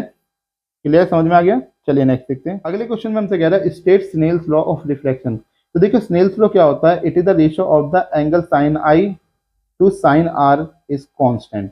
तो sine i by sine r का जो रेशियो होता है वो हमारा कैसा होता है? कांस्टेंट होता है। कैसा होता है हमारा? कांस्टेंट होता है। अब सेकंड पार्ट में देखिए इसके क्या कह रखा है। सेकंड पार्ट में कह रहा है कि when A ray of light travelling in air enters obliquely into glass slab. अभी पीछे ही तो मैंने बनाया कि भैया हमारे पास में मान लो, देखो मैं एक बार ऐसी बस रैंडमली बना के दिखा रहा हूँ आपको। मान लो ये हमारे पास में कोई ग्लास स्लैब है, ठीक है। अब यहाँ से कोई इंसिडेंट रे आई, आपने यहाँ पे ये बना दी, यहाँ से एक आप नॉर्मल गिरेंगे, ये आपने नॉर्मल गिर दी। नॉर्मल है तो ये टूवर्ड द नॉर्मल ऐसे सरक जाएगी, ठीक है ना। नॉर्मल सरक गई, फिर उसके बाद में जब ये डेंसर मीडियम से रेयर में जाएगी तो ये क्या होगा? बाहर निकल जाएगी इस तरीके से, तो अवे फ्रॉम द नॉर्मल हो जाएगी। ये नॉर्मल है, देखो नॉर्मल से दूर चली गई। यहाँ पर देखो ये नॉर्मल है, तो ये नॉर्मल बनाइए तो नॉर्मल के पास को सरक आई, देखो कितनी कम जगह, ठीक है ना। तो यहाँ से जब ये निकली तो ये कौन सी रे बन जाती है? यहाँ पर जाकर एमरजेंट, यहाँ पर इंसिडेंट होती है और बीच में रिफ्लेक्टेड रे होती है। बाकी पीछे पूरा डायग्राम मैंने अभी ये दिखाया है, इससे पहले वाले क्वेश्चन में यही दिखाया है, तो आप उसे देख लीजिएगा। क्लियर है? चलिए नेक्स्ट पे देखते हैं। नेक्स्ट हमसे क्या कह रहा है यहाँ पर? कह रहा है अ कॉन्केव मिरर। देखिए पहले जब भी सॉल्यूशन इसके करेंगे, सवाल जब भी करेंगे तो बहुत ध्यान से करेंगे। कौन सा मिरर है डाल लीजिए, कॉन्केव मिरर है। कॉन्केव मिरर है तो सारी की सारी चीजें नेगेटिव लेनी है, ठीक है ना। तो लेंथ इसकी फोकल लेंथ दे रखी है, एफ की वैल्यू कितनी है? -20 सेंटीमीटर की। कह रहा है at what distance from the mirror should a 4 centimetre toll, यानी एच की वैल्यू हमें कितनी दे रखी है यहाँ पर? टॉल ऑब्जेक्ट एच नॉट हो गया हमारे पास में 4 सेंटीमीटर का है, be place so that it form an image distance of. अब यहाँ पे दे रखिए इमेज बनानी है, डिस्टेंस कितनी दी है? 30 सेंटीमीटर, मतलब यू की वैल्यू दी गई है -30 सेंटीमीटर फ्रॉम द मिरर। कह रहा है size of the image formed, calculate the size of the image formed. हमें साइज भी निकालना है। कह रहा है at what distance from the mirror should a 4 centimetre tall object be placed so that it form an image of at a distance of. अच्छा ये sorry, ये इमेज दे रखी है हमें, वी दे रखा है, यू हमें निकालना है। तो देखिए हमारा जो मिरर फॉर्मूला होता है, मिरर फॉर्मूला वो हमारा क्या होता है? वो होता है 1/v + 1/u = 1/f, ठीक है ना। तो 1/v, v कितना हमारे पास में 1/-30 प्लस 1/u, u तो हमें निकालना ही है, इक्वल टू 1/f, f कितना 1/-20। तो 1/u is equal to 1/-20 plus 1/30। अगर मैं इसका एलसीएम लूंगा तो एलसीएम इसका क्या आ जाएगा, मेरे पास 60 आ जाएगा। एलसीएम लूंगा तो कितना आ जाएगा, 60 आ जाएगा। तो 20 की 60 माइनस का 3 प्लस यहाँ पे क्या है 3 दूनी 60, तो 1/u, यानी कि मेरे पास में जो u मुझे मिल गया यहाँ पर वो कितना मिल जाएगा, वो मिल जाएगा 60 अपॉन में माइनस का 1, यानी कि u की वैल्यू आ गई माइनस की 60 सेंटीमीटर की। तो u कितना आ गया हमारा 60 सेंटीमीटर, मतलब मुझे 60 सेंटीमीटर पे से रखना पड़ेगा। अब ये 60 और v कैसा बन रहा है हमारा, छोटा बन रहा है। Calculate the size of the image form, हमें साइज में निकालना है। तो हम जानते हैं कि मैग्निफिकेशन जो होता है वो होता है हाइट ऑफ इमेज अपॉन में हाइट ऑफ ऑब्जेक्ट, जो कि बराबर होता है -v/u के। तो एच आई मुझे फाइंड आउट करना है। एच नॉट मेरा 4 दे रखा है, is equal to minus V की वैल्यू मैंने अभी निकाल देखी है यहाँ पर 30 है, और यू की वैल्यू हमारे पास में क्या है -60 है। तो 0 से 0 कैंसिल हो गया, इसे काटेंगे यहाँ से, तो 1 0 से 1 0 कटा, तो यहाँ पर हमारे पास में क्या आ जाएगा 3 एकम 3 और 3 दूनी 6। तो हमारे पास यहाँ पे क्या आ जाएगा, height of image is equal to 4 गुना 1/2, 4 गुना 1/2। ठीक है, तो हाइट ऑफ इमेज हमारे पास में कितना आ जाएगा, हाफ हो जाएगी, 2 दूनी 4, तो माइनस की 2 हमारे पास में एच आई हमारे देखने के लिए यहाँ पर मिल जाएगी। क्लियर है, कितनी आ जाएगी एच आई हमारी 2। देख रहे हो ना, 30 से 60, ऑब्जेक्ट 60 था तो ये 30 बन रही थी, तो ये भी हाइट भी इमेज की क्या हो जाएगी, वो छोटी हो जाएगी। क्लियर है, क्लियर है आप लोगों को। चलिए अब बात करते हैं अपने नेक्स्ट क्वेश्चन पे। नेक्स्ट क्वेश्चन कह रहा है अ कॉनकेव लेंस, अब क्या देखिए लेंस है, बहुत ध्यान से देखेंगे। क्या है हमारे पास, कॉनकेव लेंस है। कह रहा है फोकल लेंथ इसकी कितनी है हमारे पास में 60 सेंटीमीटर, एफ कितनी है माइनस की 60 सेंटीमीटर की। Is use to form an image of an object of length 9 centimetre, length यानी कि हमारे पास में इसकी हाइट दे रखी है, ठीक है ना, इसकी ऑब्जेक्ट की कितनी है 9 सेंटीमीटर की। Kept at distance of 30 centimetre from it, you हमें दे रखा है 30 सेंटीमीटर का। कह रहा है use lens formula to determine the nature position and the length of the image formed, ठीक है ना, और इसका डायग्राम भी हमें बनाने के लिए कहा गया है। तो देखिए लेंस फॉर्मूला हमारा होता क्या है, लेंस फॉर्मूला होता है हमारा 1/v minus 1/u is equal to 1/f। अब यहाँ पर क्या है, मेरे को v फाइंड आउट करना है, u मुझे पता है माइनस का 30 मुझे दे रखा है, और f भी मैं जानता हूँ 1/-60 मुझे दिया हुआ है। क्लियर है ना। तो यहाँ से हमारे पास क्या आ जाएगा, 1/v इज इक्वल टू 1/-60, और ये माइनस माइनस क्या होगा, ये माइनस से माइनस करा तो प्लस हो गया, तो यहाँ पर जाके फिर से माइनस हो जाएगा 1/30। एलसीएम लूंगा इसका तो मेरे पास 60 आ जाएगा, 60 आएगा तो यहाँ से आ जाएगा माइनस का 1 और यहाँ से आ जाएगा माइनस का 2।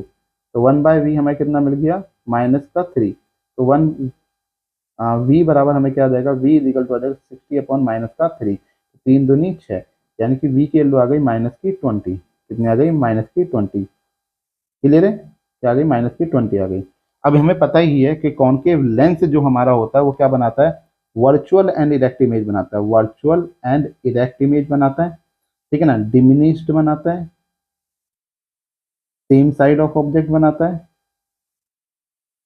सेम साइड ऑफ ऑब्जेक्ट, जिस साइड ऑब्जेक्ट होगा, ठीक है ना। तो ये हमारे पास में क्या आ जाता है, इसका नेचर आ जाता है। अब इसने कहा इसकी ड्राइंग भी बना कर दिखाई, तो मैं देखो आपको रैंडमली बना के दिखा दे रहा हूँ एक रफ सी ड्राइंग। तो देखो हमारा ये होता है हमारे पास में हमारा कॉनकेव, ये हमारी मान लो प्रिंसिपल एक्सिस है, ठीक है ना। यहाँ पर मान लो कोई ऑब्जेक्ट रखा हुआ है, ठीक है ना, ये ऐसे मान लेते हैं, लेंथ से बड़ा तो ऑब्जेक्ट रख नहीं सकते हम। अब यहाँ से देखिए अगर मैं रे ऑफ लाइट लेके जाऊंगा तो ये क्या कर जाएगी, यहाँ पर पहुँच के लाइट इस तरीके से डिस्पर्स हो जाएगी, यानी कि एक तरह से क्या हो जाएगी, स्प्रेड हो जाएगी, फार की तरफ फैल जाएगी, डाइवर्ट कर जाएगी। तो यहाँ पे आया, अब यहाँ से हमारे पास में क्या होता है, यहाँ होता है ऑप्टिकल सेंटर। अब मैं अगर इस लाइट को यहाँ से लेके जाऊंगा तो ये ऑब्जेक्ट का देखो इमेज यहाँ कहीं ऐसे बन जाएगी, आपकी इमेज इस तरीके से आपकी क्या बन जाएगी, ये इमेज यहाँ पे बन जाएगी। क्लियर है, तो कैसी बन रही है, छोटी बन रही है। चलिए नेक्स्ट क्वेश्चन देखें। अगले क्वेश्चन में कह रहा है a person suffering from myopia, एक व्यक्ति है जो मायोपिया से सफर कर रहा है। मायोपिया जिसमें क्या होता है, व्यक्ति को पास का अच्छे से दिखाई देता है लेकिन दूर का ऑब्जेक्ट सही से दिखाई नहीं देता।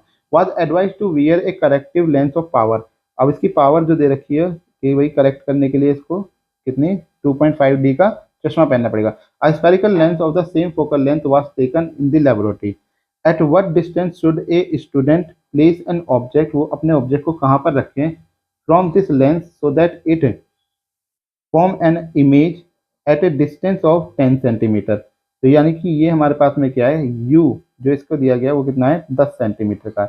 अब हमसे कह रहा है कि भैया कहाँ पर, ठीक है ना, एक सेकंड, इसने क्या बोला है,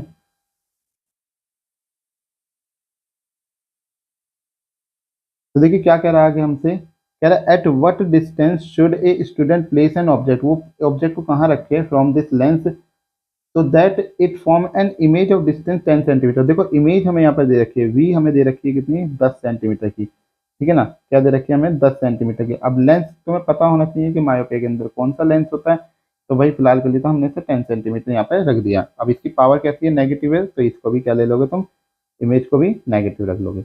अब आगे समझेंगे जरा इसको, ठीक है ना। तो हमारे पास में पावर पता है, वी पता है, तो पावर से मैं क्या निकाल सकता हूँ, अपनी फोकल लेंथ निकाल सकता हूँ, तो 1/f होता है हमारे पास में। तो यहाँ से क्या हो जाएगा, f is equal to one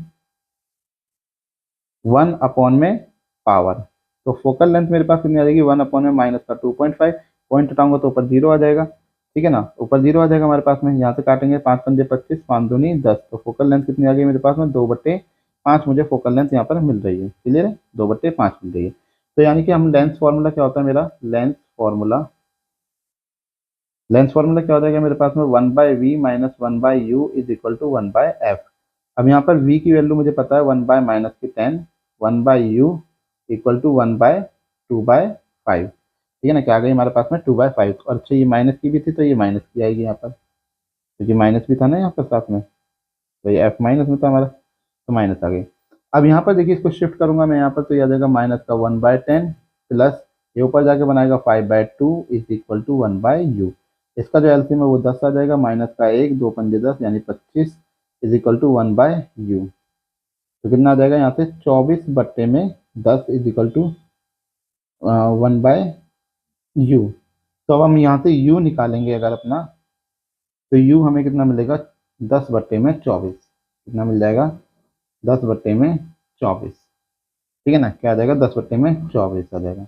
तो आप इसको कैलकुलेट कर लीजिए, कितना आ रहा है, 1/2.4 आ रहा है नीचे, नीचे कितना आ रहा है, 1/2.4 आ रहा है। अब आप इसको कैसे भी कैलकुलेट कर सकते हैं, देखिए डेसिमल लगाइए, काटिए यहाँ से, ये 5 ये 12, ठीक है ना, तो 0 पॉइंट, अब 12 चौके 48, 2 बच गया, 12 एकम 12, 8 बच गया, ठीक है ना, 12 चौके 72, तो 0.416 हमारे पास में क्या आ जाएगा, यहाँ पर u आ जाएगा। क्लियर है, कह रहा है draw A diagram show the position of the nature, भाई मायोपिया का डायग्राम है, आप लोग बना सकते हैं, कौन सा वाला, वही लेंस वाला, इसको आप बनाएंगे तो ये पोजीशन पीछे दिखा देगा। क्लियर है, चलिए नेक्स्ट क्वेश्चन देखते हैं। अगला हमसे कह रहा है what is the mean by scattering of light. Scattering of light का क्या मतलब होता है, तो क्या होता है, the phenomena in which A part of the light incident on A particle is redirected in different direction is called the scattering of light. क्या होता है, जब हमारी जो सन की लाइट होती है वो आती है, तो आने के बाद में जब वो किसी पार्टिकल के ऊपर फॉल्स होती है तो उसकी वजह से वो क्या कर देती है, अपने पाथ को चेंज कर देती है और अपनी क्या कर देती है, जो डायरेक्शन है उसको भी चेंज कर देती है और डिफरेंट डायरेक्शन में चलना शुरू कर देती है। इसी फिनोमेना को हम क्या कहते हैं, स्कैटरिंग ऑफ लाइट कहते हैं। Use this phenomena to explain why clear sky appear blue. तो इसी की मदद से हम लोग क्या बताने वाले हैं यहाँ पर, कि हमारा जो बादल है वो नीला क्यों दिखाई देता है। तो the blue colour of the sky is due to the scattering of sunlight by the molecule atmosphere. अब होता क्या है, देखो ऊपर से जब लाइट रेज आती है तो आने की वजह से हमारी क्या होती है, जो शॉर्टर वेवलेंथ की जो लाइटें होती हैं, जैसे हमारा ब्लू कलर शॉर्टर वेवलेंथ का होता है, क्या होता है वो जल्दी से विजिबल हो जाता है, visible spectrum is scatter more than the light of the longer wavelength. अब लॉन्गर वेवलेंथ यानी रेड को मान लो, रेड को इतनी जल्दी वो स्कैटर नहीं कर पाता और ब्लू को जल्दी स्कैटर कर देता है, क्योंकि उसकी जो फ्रिक्वेंसी होती है वो बहुत ज्यादा हाई होती है, तो टकराने के बाद में बहुत जल्दी स्कैटर हो जाती है। इसी वजह से जो हमारा आकाश है, यानी कि जो हमारा बादल है, वो आसमान है, वो हमें कैसा दिखाई देता है, ब्लू कलर का दिखाई देता है। क्लियर है, इसी कारण से हमें दिखता है। क्लियर है, चलिए नेक्स्ट अगले क्वेश्चन में कहता है a copper wire has diameter 0.5 mm। अब कॉपर वायर है जिसका डायमीटर हमें यहाँ पर कितना दे रखा है, 0.5 mm, यानी डी की वैल्यू हमारे पास है 0.5 इंटू 10⁻³ मीटर में। अगर मैं रेडियस निकालूंगा इसकी तो हो जाएगी 0.5/2 इंटू 10⁻³ मीटर, ठीक है ना, यानी कि इसको कह सकते हैं 0.25 इंटू 10⁻² मीटर, इसकी क्या आ गई यहाँ पर, रेडियस आ गई। तो ये कह रहा है रजिस्टिविटी रो की वैल्यू दे रखी है हमें यहाँ पर 1.6 इंटू 10⁻⁸ ओम मीटर में। कह रहा है what will be the length of the wire to make its resistance. अब रेजिस्टेंस आर भी दिया गया हमें यहाँ पर 10 ओम का, कितना दिया गया 10 ओम का। कह रहा how much does the resistance change if the diameter is double. पहले ये तो पता लगे हमें यहाँ पर, ये तो हमें सब चीज़ें पता ही है यहाँ पर, तो हमने क्या क्या निकाल लिया, आर पता है, रो पता है, डी पता है हमें यहाँ पर। तो वो पूछ रहा है how much does the resistance change if the diameter is double. Diameter double करेंगे तो कितना ये चेंज होएगा, तो देख लेते हैं भाई। देखो हमारे पास में क्या होता है, आर इज इक्वल टू होता है रो एल बाय ए। क्या होता है हमारा, रो एल बाय ए होता है हमारे पास में, क्लियर है ना। अब हमारे पास में क्या है, अगर मैं यहाँ पर क्या चीज़ चेंज कर रहा हूँ, अपने पास में डायमीटर डबल कर रहा हूँ, तो एरिया का फॉर्मूला पहले देख लो। आर इज इक्वल टू क्या हो गया, रो एल बाय एरिया होता है हमारा पाई आर स्क्वायर, इसको कह सकते हैं पाई डी बाय 2 का स्क्वायर, ठीक है ना, डी बाय 2 का स्क्वायर, क्योंकि रेडियस बन गई नहीं है। अब अगर मैं इसको डबल कर दूं, अगर मैं इसको डबल कर दूं, अगर डी मेरा क्या हो जाए, डी इक्वल टू बन जाए 2d, डायमीटर मेरा डबल हो जाए, तो डायमीटर डबल होगा तो क्या हो जाएगा, मेरी जो आर की वैल्यू है वो क्या हो जाएगी, rho L by new R कह लेते हैं इसे, पाई 2d बाय 2 का स्क्वायर, स्क्वायर से ये कैंसिल हो गया, तो आर डैश मुझे क्या मिल जाएगा यहाँ पर, रो L by pi D square, ठीक है ना। अब यहाँ पे जो 2 था, अगर मैं इसको यहाँ पे देख रहा हूँ, तो ये डी स्क्वायर, डी की पावर क्या बन रही है यहाँ पर, बी जनरल सी बात है, स्क्वायर बन रही है ना हमारे पास में। अब इसमें देखो यहाँ पर क्या हो रहा है, ये इसकी आधी हो गई, यहाँ पर तो डी स्क्वायर था, यहाँ पर ये जो था नंबर। अब देखो इसमें क्या हो रहा है यहाँ पर, कि आर डैश मुझे इंक्रीज हुआ है या डिक्रीज हुआ है, आप लोग बताएंगे यहाँ पर। भाई देखो बैलेंस कर लो इसको, यहाँ पर अगर मैं यहाँ पर 2 जो लगा हुआ था, जो 2 लगा हुआ था, अगर मैं इसको बाहर निकालता हूँ, अगर मैं इसको बाहर निकाल लेता हूँ, मान लो मैंने यहाँ पे इसको क्या करा, जो इसका 2 था ये 1 बाय यहाँ पर ये 4 आ गया, तो ये 4 ऊपर जाता, 4 कैसे जाता, ऊपर जाता, तो डायमीटर के यानी कि हाफ करने की वजह से, डायमीटर को बढ़ाने की वजह से उसका क्या होगा, रेजिस्टेंस जो है वो डिक्रीज कर जाएगा, आर विल भी क्या हो जाएगा, डिक्रीज हो जाएगा। आर क्या कर जाएगा इसका, डिक्रीज कर जाएगा। कितना डिक्रीज कर जाएगा इसका, भाई देखो डायमीटर अगर बढ़ेगा, डायमीटर अगर बढ़ेगा तार मोटा होगा, मोटा होगा तो रेजिस्टेंस क्या कर जाएगा, डिक्रीज कर जाएगा। क्लियर है, क्या हो गया यहाँ पर, डिक्रीज हो गया। क्लियर है, कैलकुलेशन अब आप यहाँ पर कर सकते हैं, वैल्यू सारी आपको पता ही है तो आप कर लीजिए। हमारे पास में ये कह रहा है show how you would connect 3 register, 3 register को मैं कैसे कनेक्ट करूँ, ईच ऑफ रेजिस्टेंस 6 ओम, इसका हर एक रजिस्टेंस कितना हो, 6 ओम का हो, so that the combination has a resistance of 9 ohm and 4 ओम। तो देखो हमारे पास में कैसे हम कनेक्ट करें जिससे हमारे पास में हमें क्या मिल जाए, हर एक रजिस्टेंस 6 ओम का है, मुझे 9 ओम लाना है, तो 9 ओम आप कैसे ला सकते हो, 3 रजिस्टर है हमारे पास में, कॉम्बिनेशन हमें बनाने हैं। अगर हमारे पास में 4 तरह के कॉम्बिनेशन है, या तो मैं सीरीज बना दूं, अगर मैं सीरीज बनाऊंगा तो ये 18 हो जाएगा, तो काम नहीं बनेगा, ठीक है ना, 18 में नहीं बनेगा, मतलब मेरा कॉम्बिनेशन क्या होगा, मैंने एक रजिस्टर लिया और 2 रजिस्टर मैंने अपने ये लगा दिए, ये 2 रजिस्टर मैंने अपने ये लगा दिए। अब अगर इस तरीके से लेंगे तो ये 6 ओम का, ये भी 6 ओम का, ये भी 6 ओम का। अब ये दोनों देखिए हमारे कहते हैं पैरेलल में है, तो हम क्या कहेंगे, इसको R1 रजिस्टर मान रहे हैं, इसको R2 कह रहे हैं और इसको R3 कह रहे हैं।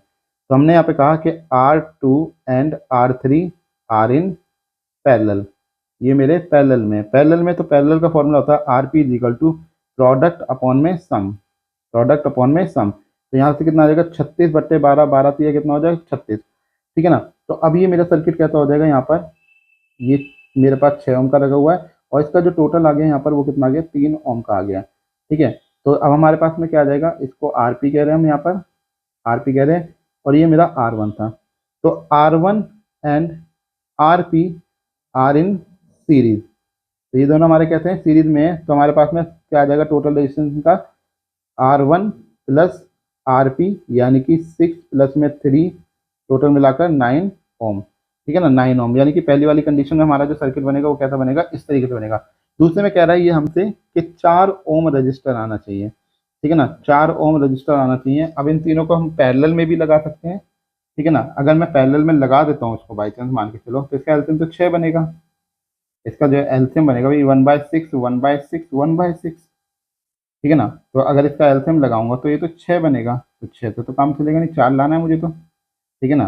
भाई देखो नीचे 3 आ गया और वहाँ पे क्या आएगा आपके बाद में 6, मतलब फिर इसको किस तरीके से कनेक्ट करा जाए, बाद में हम क्या करेंगे, हमने एक रेजिस्टेंस लिया अपना ये लगाया, अब इसके साथ में हम क्या करेंगे, एक रेजिस्टेंस हमने ये लगा दिया, एक रेजिस्टेंस हमने ये लगा दिया, ठीक है ना, कुछ इस तरीके से ये हमारा कनेक्शन यहाँ पर बनाएंगे। ये 6 ओम का है, ये भी 6 ओम का है, ये भी हमारा कितना 6 ओम का है। क्लियर है ना। अब देखिए ये दोनों तो कहते हैं सीरीज में, तो ये क्या हो जाएंगे 12 ओम के, यानी कि इसको हम क्या कह सकते हैं R1, ये मेरा R2 है, ये मेरा कितना है R3 है। तो हम क्या कहेंगे कि R2 एंड R3 इस बार क्या है यहाँ पर सीरीज में है, कहते हैं सीरीज में है। तो हमारे पास क्या हो जाएगा R2 प्लस R3 जो मुझे यहाँ पर मिलेगा वो मिलेगा 6 प्लस 6 यानी कि 12 ओम का। ठीक है ना। और हमारे पास में R1 क्या है पैरेलल में, तो R1 एंड RS, ये हमारा क्या है RS, तो कहता है ये are in parallel, are in parallel. अगर ये पैरेलल में है तो हमारे पास में RP का फॉर्मूला क्या हो जाएगा प्रोडक्ट अपॉन सम, यानी कि 12 गुना 6 अपॉन में 12 प्लस 12 प्लस 6, यानी कि ऊपर आ जाएगा हमारे पास में 72, नीचे आ जाएगा 18, 18 चौके 72, यानी कि 4 ओम। तो यानी कि एक सर्किट हमारा ऐसा बनेगा और एक सर्किट इस तरीके से ड्रॉ होगा। क्लियर है आपको। चलिए नेक्स्ट देखते हैं। तो चलिए नेक्स्ट क्वेश्चन देखते हैं। 33वें क्वेश्चन में हमसे क्या कहता है, कह रहा है an electric iron consume energy at the rate of 880 what.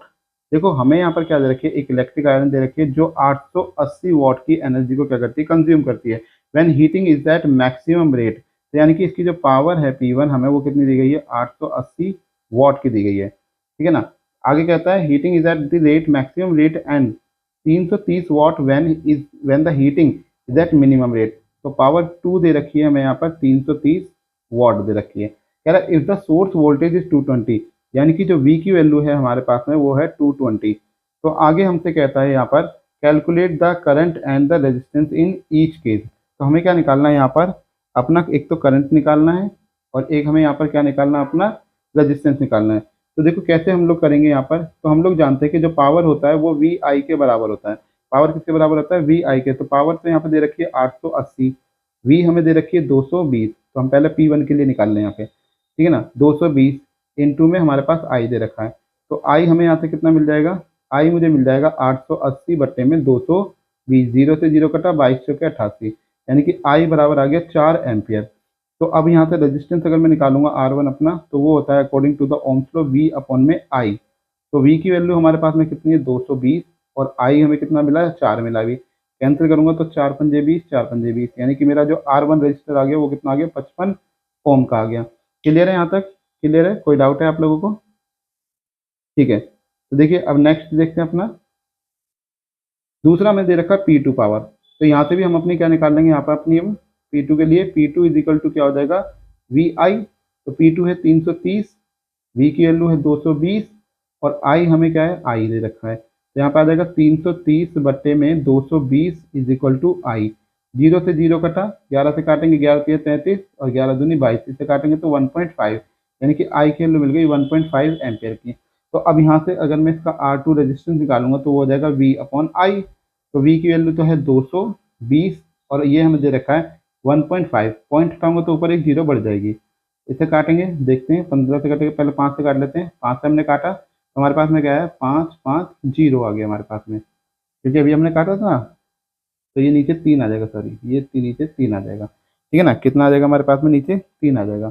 तो ऊपर हमारे पास में क्या बच रहा है यहाँ पर अभी भी 550 बच रहा है। ठीक है ना। 550 बचता है, इसको काटेंगे तो 3 एकम 3 कटा, बचा इसमें 2, तो 3 अट्ठे 24, एक बचा, 3 तिया 9।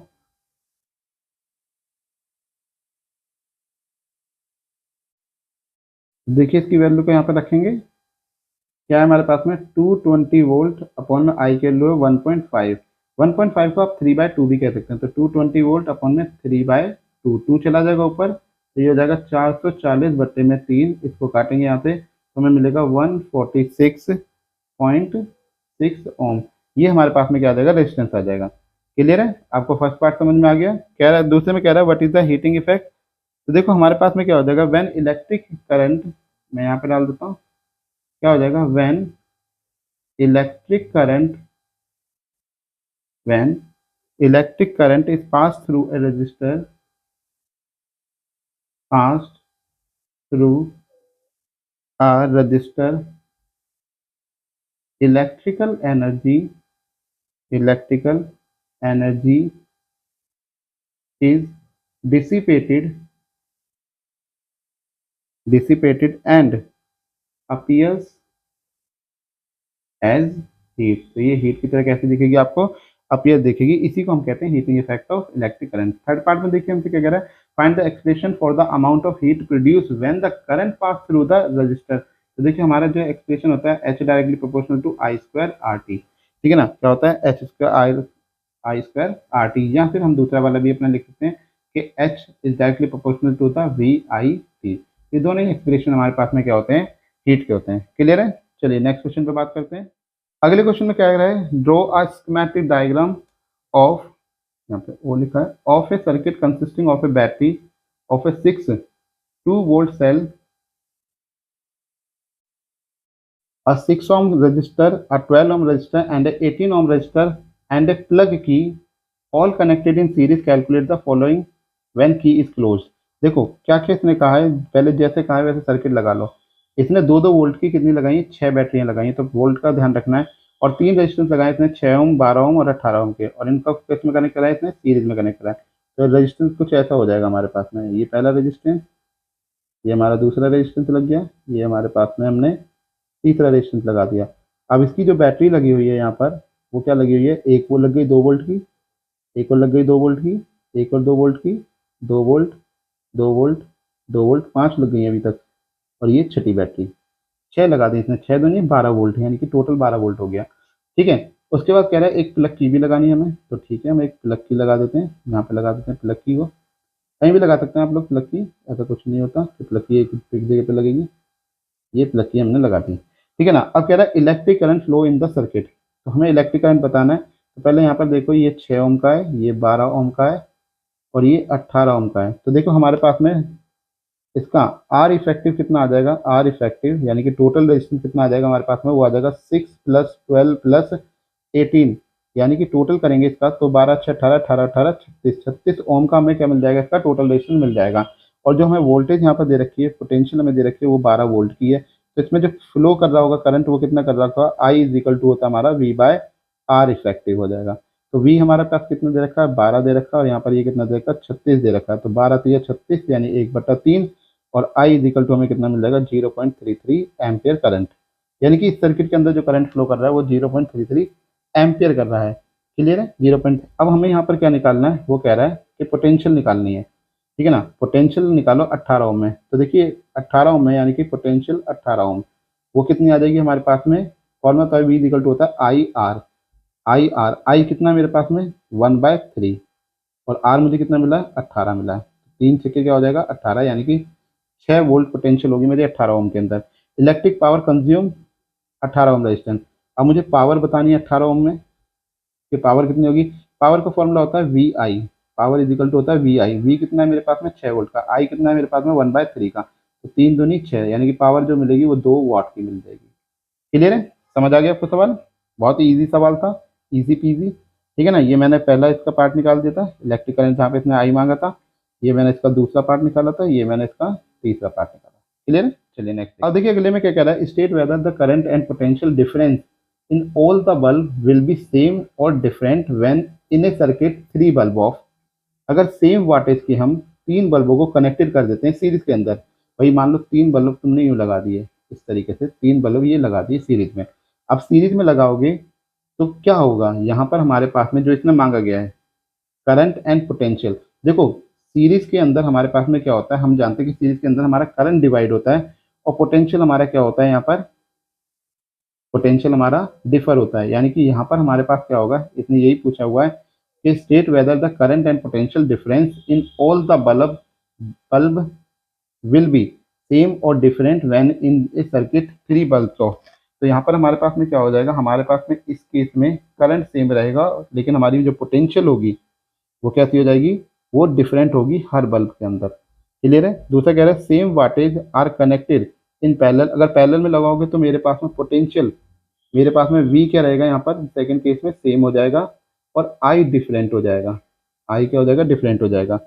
Different wattage are connected in series. अगर मैं डिफरेंट वाटेज सीरीज के अंदर लगाता हूँ, डिफरेंट वाटेज अगर मैं सीरीज के अंदर लगाता हूँ, मान लो अलग अलग वाट के हम लोग लगाते हैं, कोई 5 वाट का, कोई 4 वाट का, कोई 3 वाट का, इस तरीके से हमने अलग अलग वाट के हमने सीरीज के अंदर लगा दिए, ठीक है ना। तो वाटेज के कम ज़्यादा होने की वजह से, अगर इसकी वाट कम ज़्यादा होगी तो उसकी वजह से उसके करंट में भी और पोटेंशियल में भी चेंज आएगा, लेकिन अभी भी स्टिल इसमें क्या रहेगा यहाँ पर कि इनके डिफरेंट वोल्टेज लगाने के बाद भी, क्योंकि सीरीज में कनेक्टेड कर रहे हो आप लोग, तब भी तुम्हारा जो करंट है यहाँ पर वो करंट थोड़ा इंक्रीज कर जाएगा, लेकिन हमारे पास में क्या होगा, करंट सेम नहीं रहेगा। अब भी क्या रहेगा, यहाँ पर डिफर रहेगा, और यहाँ पर क्या होगा, मेरा करंट यहाँ सॉरी यहाँ पे मेरा करंट सेम रहेगा, करंट डिफर हो जाएगा हर ब्रांच के अंदर, क्योंकि सबकी पावर अलग अलग हो रही है ना उसकी।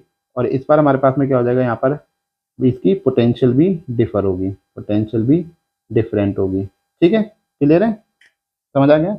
अब अगले में देखिए सेकंड पार्ट में कह रहा है टू आइडेंटिकल रेजिस्टर और 24 ohm each connected with the battery. दो रेजिस्टेंस ऐसे मान लो, एक ये कनेक्ट कर दिया, एक ये कनेक्ट कर दिया, एक बैटरी के साथ में, मान लो ये बैटरी है, ये भी 24 ओम का है, ये भी 24 ओम का है, और बैटरी जो है वो है 6 वोल्ट की। कह रहा है calculate the ratio of the power consumed by the resulting combination with minimum resistance maximum resistance. ठीक है ना, मिनिमम रेजिस्टेंस होता है जब इनको सीरीज में लगाया जाता है, ठीक है, सॉरी मिनिमम रेजिस्टेंस होता है जब इनको पैरेलल में लगाया जाता है, और मैक्सिमम रेजिस्टेंस होता है जब ये सीरीज में कनेक्ट होते हैं।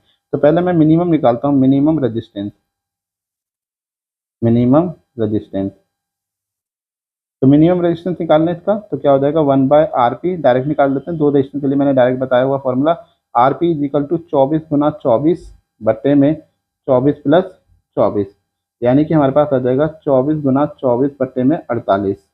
तो 24 दूनी 48, दो से काटेंगे तो 12, तो यानी कि हमें जब यहाँ से रेजिस्टेंस मिलेगा वो कितना मिल जाएगा, 12 ओम का मिल जाएगा। ठीक है ना, कितना मिल जाएगा यहाँ से, 12 ओम का मिल जाएगा। अब अगर मैं यहाँ से हीट निकालना चाहूँ, क्योंकि इसने हमसे मांगा ना, क्या मांग रहे हैं यहाँ पे, calculate the ratio of the power consume, power का रेशियो मांग रहे हैं, तो P इजिकल टू होता है V²/R होता है। ठीक है ना, तो पावर हम यहाँ से निकालेंगे तो V की वैल्यू हमारे पास में 6 गुना 6, और नीचे हमारे पास में क्या है, यहाँ पर 12 आ जाएगा, तो यानी कि 36 गुना 12, 12 3 36, तो पावर यहाँ पे कितनी आ जाएगी, 3 आ जाएगी, 3 वॉट की। अब दूसरे केस में देखो हमारे पास में, अब अगर मैं इसे सीरीज में लगा देता हूँ, ये मैंने कनेक्शन ऐसे ही बना रखे थे, इस कनेक्शन को मत देखना, ठीक है ना, ये सीरीज के कनेक्शन बनाए थे मैंने, पैरेलल के कनेक्शन है ये पहले वाला। ठीक है ना, मिनिमम रेजिस्टेंस के केस में हम पैरेलल केस लेते हैं, और मैक्सिमम रेजिस्टेंस के केस में हम सीरीज का केस लेंगे। ठीक है ना, किसके लिए, मैक्सिमम रेजिस्टेंस के लिए। तो सीरीज के लिए अगर मैं यहाँ पे बात करूँगा अपनी, तो हमारे पास में क्या हो जाएगा, R इज इक्वल टू, यानी कि RS is equal to 24 plus 24, यानी कि 48 ओम का। ठीक है ना, अब हमें यहाँ पर इसकी पावर निकालनी है, तो पावर क्या हो जाएगी, V हमारे पास दे रखा 6 × 6 बट्टे में 48, तो ऊपर हमारे पास में क्या आ जाएगा, 36 बट्टे 48, यहाँ से काटेंगे 12 3 36, 12 चौक 48, यानी कि P जो हमें मिलेगा यहाँ से वो कितना मिल जाएगा, 0.4 से 28, 2 बच गया, 4 पंजे 20, 0.75 हमें यहाँ पर आ जाएगा। ठीक है ना, ये क्या आ गई हमारे पास में, वॉट आ गई इसकी। तो अगर मैं इसका रेशियो की बात करी गई है, रेशियो इसने निकालने के लिए कहा है, तो ये इसको मैं P1 कह रहा हूँ और इसको मैं P2 कह रहा हूँ। तो P1/P2 का जो रेशियो है यहाँ पर, वो क्या आ जाएगा हमारे पास में, P1 की वैल्यू आई थी हमारी 3, और P2 की वैल्यू आई है 3/4, 4 ऊपर जाएगा, तो ये जाएगा 3 गुना 4 बट्टे में 3, 3 से 3 कटा, तो 4:1 हमारे पास में क्या आ जाएगा, यहाँ पर हमारा रेशियो आ जाएगा। क्लियर है, क्लियर है यहाँ पर। चलिए नेक्स्ट चलते हैं। नेक्स्ट क्वेश्चन है, name and state the rule to determine the direction of a. First, magnetic field produce around a current carrying straight conductor. तो उसके लिए हम कौन सा रूल यूज करते हैं, राइट हैंड थंब रूल को इस्तेमाल करते हैं। When current carrying straight conductor is held in the right hand in such A way that thumb, जो थंब होता है हमारा, वो पॉइंट करता है फिंगर किसकी, हमारी डायरेक्शन ऑफ द करंट को, और जो हमारी कर्ली फिंगर होती है वो बताती है हमारी, या तो मोशन ऑफ द कंडक्टर कह सकते हैं, या कह सकते हैं फील्ड लाइन्स को। ठीक है ना, या तो फील्ड लाइन को हमारी बताती है। दूसरा हम लोग यहाँ पर बात कर सकते हैं एक तरीके से, दूसरा हमसे कह रहा है, force experience by a current carrying straight conductor place in a magnetic field which is perpendicular to it, which is perpendicular to it. तो इसके लिए हम फ्लेमिंग लेफ्ट हैंड रूल का इस्तेमाल करते हैं। इसमें क्या होगा, आप अपनी तीनों फिंगरों को स्ट्रेच करेंगे, इसमें जो आपकी फिंगर्स होंगी, 3 फिंगर कौन कौन सी हम लेंगे, यहाँ पे थंब फिंगर और मिडल फिंगर। क्लियर है ना, कौन से, लेफ्ट हैंड की, इतनी ध्यान रखेंगे। These are the mutually perpendicular to another. अब देखो, जो 4 फिंगर होगी हमारे पास में, वो मैग्नेटिक फील्ड की डायरेक्शन बताएगी, जो मिडल फिंगर होगी वो करंट की डायरेक्शन बताएगी, और आपका जो थंब होगा, थंब आपको क्या बताएगा, मोशन बताएगा, या force acting on a conductor, इसको हमें यहाँ पे बताएगा। तो आपको याद क्या रखना है यहाँ पर, इसको अच्छे तरीके से याद रखना है, फादर मदर चाइल्ड से। कैसे याद रखेंगे इसको, फादर मदर चाइल्ड से। थंब को आप क्या कहेंगे, फादर F कहेंगे, 4 फिंगर को आप M कहेंगे, और सी आप कहेंगे मिडल फिंगर को। तो फादर मतलब यहाँ पे फील्ड की बात आ जाएगी, एम मतलब मैग्नेटिक फील्ड, और सी मतलब यहाँ पर क्या हो जाएगा, करंट की हो जाएगी। ठीक है ना, फादर मदर चाइल्ड, क्लियर है, याद रखेंगे। चलिए नेक्स्ट पे बात करते हैं। नेक्स्ट क्वेश्चन में कह रहा है two magnetic field line do not intersect each other, why. देखिए दो मैग्नेटिक फील्ड लाइन इसलिए एक दूसरे को इंटरसेक्ट नहीं कर सकती क्योंकि एक पॉइंट पर इसके लिए डिसाइड करना मुश्किल हो जाएगा कि ये किस डायरेक्शन में जाएगा, और कभी भी एक पॉइंट पे दो डायरेक्शन पॉसिबल हो नहीं सकती। इसी वजह से हमारी जो मैग्नेटिक फील्ड लाइन है वो कभी भी एक दूसरे को इंटरसेक्ट नहीं करती।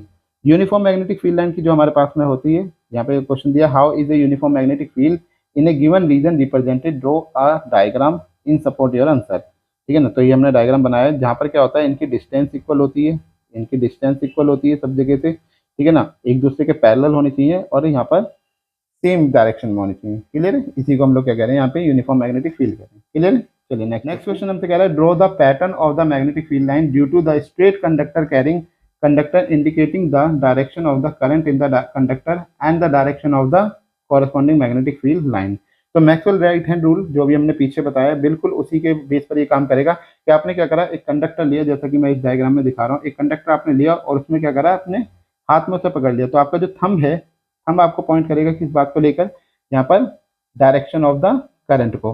ठीक है ना, क्या बताएगा, डायरेक्शन। और जो कर्ली फिंगर्स होंगी, आपकी जो फिंगर्स होंगी वो आपके पास क्या बताएंगे, मैग्नेटिक फील्ड की डायरेक्शन को बताएंगे। क्लियर है, यहाँ पर क्लियर है आप सभी लोगों को। ये डायग्राम मैंने बना रखा है, यहाँ पर देखिए, यहाँ पर हमने सब कुछ लगा रखा है, रियोस्टेट, एम्पियर, जो आपका एमीटर हैगा, यहाँ पर बैटरी लगी हुई है, और ये आपका क्या हुआ है, कंडक्टर लग रहा है। क्लियर है, चलिए नेक्स्ट देखते हैं। अगला हमारे पास में what is the food chain. देखिए फूड चेन क्या होता है, एक सीक्वेंस होता है ऑर्गेनिज्म का, फूड को लेने का, फूड कंज्यूम करने का, या ट्रांसफर एनर्जी को ट्रांसफर करने का, जो एक सीक्वेंस होता है उसको बोलते हैं हम लोग food chain. Why is the flow of energy is an ecosystem unidirectional. क्यों यूनिडायरेक्शनल है, क्योंकि देखो जैसे मान लो ये गिलास है हमारी, अब ये गिलास हमारे पास में, मान लो इसके पास में 1000 जूल की एनर्जी है। अब इसने क्या करा, अगले जो होर्स है, जो कि हरवी बोल्ट है, इसने इसको क्या दिया, सिर्फ 10% इसका दिया, मतलब 1000 का सिर्फ 100 जूल यहाँ पर गई। ठीक है ना, और 100 जूल से जो अगला होगा हमारे, जैसे कार्निवोर्स है यहाँ पर, ये अगला ये से खाएगा, खाएगा तो यहाँ पर सिर्फ कितनी पहुंचेगी, 10 जूल पहुंचेगी। अब ये जो एनर्जी यहाँ पर चली गई है ग्रास से हॉर्स पर, हॉर्स से लायन से, ये रिवर्स नहीं हो सकती। अब हॉर्स वापस से इसको जो है ना 1000 जूल की एनर्जी नहीं दे सकता वापस। ठीक है ना, जो हॉर्स से वापस है कि ग्रास को लो अपनी एनर्जी वापस रख लो, तो ऐसा नहीं कर पाता। ठीक है ना लायन हॉर्स को दे सकता है। तो ये हमारी एनर्जी क्या हो रही है यहाँ पर, एक बार अगर सीधी चली गई तो चली गई, इसीलिए इसको यूनिडायरेक्शन कह रहे हैं हम लोग। The flow of energy in an ecosystem is always unidirectional as they can not revert back the energy consume और लॉस्ट एनवायरमेंट। जैसे एग्जांपल में मैंने ऊपर वाला भी बता दिया, यहाँ पर plant can not revert back the chemical energy into solar energy, they move progressively from one trophic level to other. ये एक ट्रॉपिक लेवल से दूसरे में चलती रहती है, और ये सब किस केस से होता है, अकॉर्डिंग टू द 10% लॉ। ठीक है ना, क्लियर है। चलिए नेक्स्ट देखते हैं। अगले में हमसे कहता है state the important function of the ozone layer of the higher level of the atmosphere. हम सबको पता है कि ओजोन लेयर हमारी क्या करती है, अल्ट्रावायलेट रेडिएशन से हमारी मदद करती है। जो सन से इतनी हार्मफुल रेडिएशन आ रही है उनसे हमें प्रोटेक्ट करने का काम करती है, पूरी अर्थ को शील्ड करके रखती है। यही हमारा काम, सबसे इंपॉर्टेंट काम होता है किसका, हमारी ओजोन लेयर का। ओजोन लेयर बनती कैसे है हमारे पास में, तो जब यूवी रेडिएशन गिरती है, यानी कि जब हमारे पास में अल्ट्रावायलेट रेडिएशन या सनलाइट हम इसे कह सकते हैं, जब इसका एक्शन होता है तो ये ऑक्सीजन मॉलिक्यूल जो प्रेजेंट होते हैं ऊपर की तरफ को, इनको ब्रेक कर देती है। जब ये ब्रेक होते हैं तो ये फ्री ऑक्सीजन एटम के अंदर कन्वर्ट हो जाते हैं। अब ये फ्री ऑक्सीजन एटम जाकर क्या होते हैं, कंबाइन हो जाते हैं ऑक्सीजन गैस के साथ में, और हमारी ओजोन लेयर को बनाते हैं। क्लियर है। फिर कह रहा है it has been observe that ozone layer is getting depleted. Ozone layer depleted हो रही है। Name the compound responsible for the ozone depletion. तो क्लोरोफ्लोरोकार्बन जो होता है ये सबसे ज्यादा रिस्पॉन्सिबल फॉर होता है हमारा, किसके लिए, हमारी डिप्लीशन ऑफ ओजोन लेयर के लिए। क्लियर है आप सभी लोगों को। चलिए नेक्स्ट अब आ गए हमारे असर्शन एंड रीजन के क्वेश्चन। यहाँ पर देखिए हमारे पास में असर्शन रीजन के आपको रूल पता ही है। यहाँ पर फर्स्ट क्या हमारे पास में, अगर दोनों आंसर हमारे पास में ट्रू होंगे और आर हमारा करेक्ट एक्सप्लेनेशन होगा तो आप कहेंगे ए ऑप्शन। अगर both A and R true है लेकिन R is not correct explanation तो बी ऑप्शन आपका रहेगा। A is true but R is false तो C option. A is false but R is true तो आप डी को हमारा कहेंगे। अब देखिए फर्स्ट में क्या कह रहा है, a strength of the magnetic field produce at the centre of A current carrying circular coil increase on increasing number of turns. बिल्कुल सही बात है, जितने नंबर ऑफ टर्न्स आप बढ़ाते चले जाएंगे, जितने कॉइल के टर्न्स बढ़ते जाएंगे, उतना ज्यादा आपका मैग्नेटिक फील्ड भी क्या होता रहेगा, आपका बढ़ता चला जाएगा। ठीक है ना, तो मतलब ये बात तो सही है। रीजन दे रहा है the current in each circular turns has the same direction and the magnetic field due to each turn then just adds up. बिल्कुल सही बात है, करेक्ट एक्सप्लेनेशन है बिल्कुल, तो यानी कि हमारा ए ऑप्शन बिल्कुल सही हो जाएगा। क्लियर है। चलिए नेक्स्ट कह रहा है हमारे पास में two magnetic field line around a current carrying straight wire do not intersect each other. बिल्कुल सही बात है, हमारे पास में दो मैग्नेटिक फील्ड लाइन कभी भी, अभी पीछे क्वेश्चन भी करा था हमने, एक दूसरे को इंटरसेक्ट नहीं कर सकती। रीजन क्या है? The magnitude of the magnetic field produce at a given point increase as the current through the wire increase. नहीं नहीं नहीं, क्योंकि इसकी दो डायरेक्शन नहीं हो सकती, ये बात तो फॉल्स है हमारे पास में। इसलिए ऐसा हम क्यों कह रहे हैं? क्योंकि इसकी दो डायरेक्शन ऐसे जो है पॉसिबल नहीं है उसकी दो डायरेक्शन, इस वजह से। तो हमारा असर्शन तो ट्रू है, लेकिन हमारे पास में ये इसकी सही एक्सप्लेनेशन नहीं है, और हमारी सही एक्सप्लेनेशन नहीं है, ये हम कहें बिल्कुल फॉल्स है, एक्सप्लेनेशन क्या फॉल्स ही है कंडीशन। तीसरा क्वेश्चन है हमारे पास में, oxygen is essential for aerobic forms of life. ये बिल्कुल जरूरत है हमारे एरोबिक फॉर्मेशन करने के लिए। एरोबिक रेस्पिरेशन क्या होता है हमारे पास में? जिसमें ऑक्सीजन प्रेजेंट होता है। एनारोबिक जिसमें ऑक्सीजन प्रेजेंट नहीं होता। फिर कह रहा है free oxygen atom combined with molecule oxygen to form ozone. भाई ये बात, free oxygen atom combined with the molecular oxygen, ये तो बिल्कुल ही नहीं नहीं गलत बात है ये, देखिए। और ये इसकी कहाँ पे एरोबिक रेस्पिरेशन का यहाँ पे तो कोई मतलब ही नहीं बैठता, तो ये हमारी कंडीशन कैसी है? फॉल्स है, ठीक है ना। असर्शन ट्रू है, ये फॉल्स है। कह रहा है जो रिएक्शन है हमारे पास में कि हमारे पास में MnO2 हमारा जब HCl से रिएक्ट करता है तो मैग्नीज क्लोराइड बनाता है, वाटर बनाता है, क्लोरीन बनाता है, ये एक रिडॉक्स रिएक्शन है। तो भाई बिल्कुल ये एक रिडॉक्स रिएक्शन है, बिल्कुल सही बात है हमारे पास में। In this reaction HCl is reduce. HCl reduce हो रहा है? नहीं नहीं, HCl ने क्या करा है यहाँ से अपना हाइड्रोजन को रिमूव करा है, हाइड्रोजन को क्या करा है इसने? रिमूव करा है। क्लोरीन देखो ना यहाँ पर HCl रिड्यूस टू Cl2। भाई रिड्यूस कौन होता है? अगर यहाँ पर हाइड्रोजन गेन कर रहा होता तो रिड्यूस रिएक्शन बनती, लेकिन ये गेन नहीं कर रहा, लूज कर रहा है, यहाँ पर लूज कर रहा है, तो ये हमारी गलत एक्सप्लेनेशन है, ठीक है ना। भाई देखो, ऑक्सीडेशन के लिए गेनिंग ऑफ ऑक्सीजन होता है और रिडक्शन के लिए गेनिंग ऑफ हाइड्रोजन होता है, लेकिन यहाँ पर तो हाइड्रोजन लूज हो रहा है, हाइड्रोजन इसने क्या करा है? लॉस करा है यहाँ पर, ठीक है ना। तो इसलिए ये हमारी सही एक्सप्लेनेशन नहीं है। हमारे पास क्या है? Reaction of quick lime with water is an exothermic reaction. बिल्कुल, हमारी जो CaO है वो जब वाटर से रिएक्ट करती है तो क्या करती है? CaOH2 बनाती है, साथ में हमारे पास में क्या बनाती है? यहाँ पर बहुत सारी हीट निकालती है, ठीक है ना। Quick lime react vigorously with water releasing a large amount of heat. बिल्कुल सही बात है, तो दोनों ही हमारे यहाँ पे क्या सही रहेंगे? असर्शन रीजन सही है। फिर कह रहा है ये अगले में assertion, it is advise that while diluting an acid one should add water to acid and not acid to water keeping the solution continuously steered.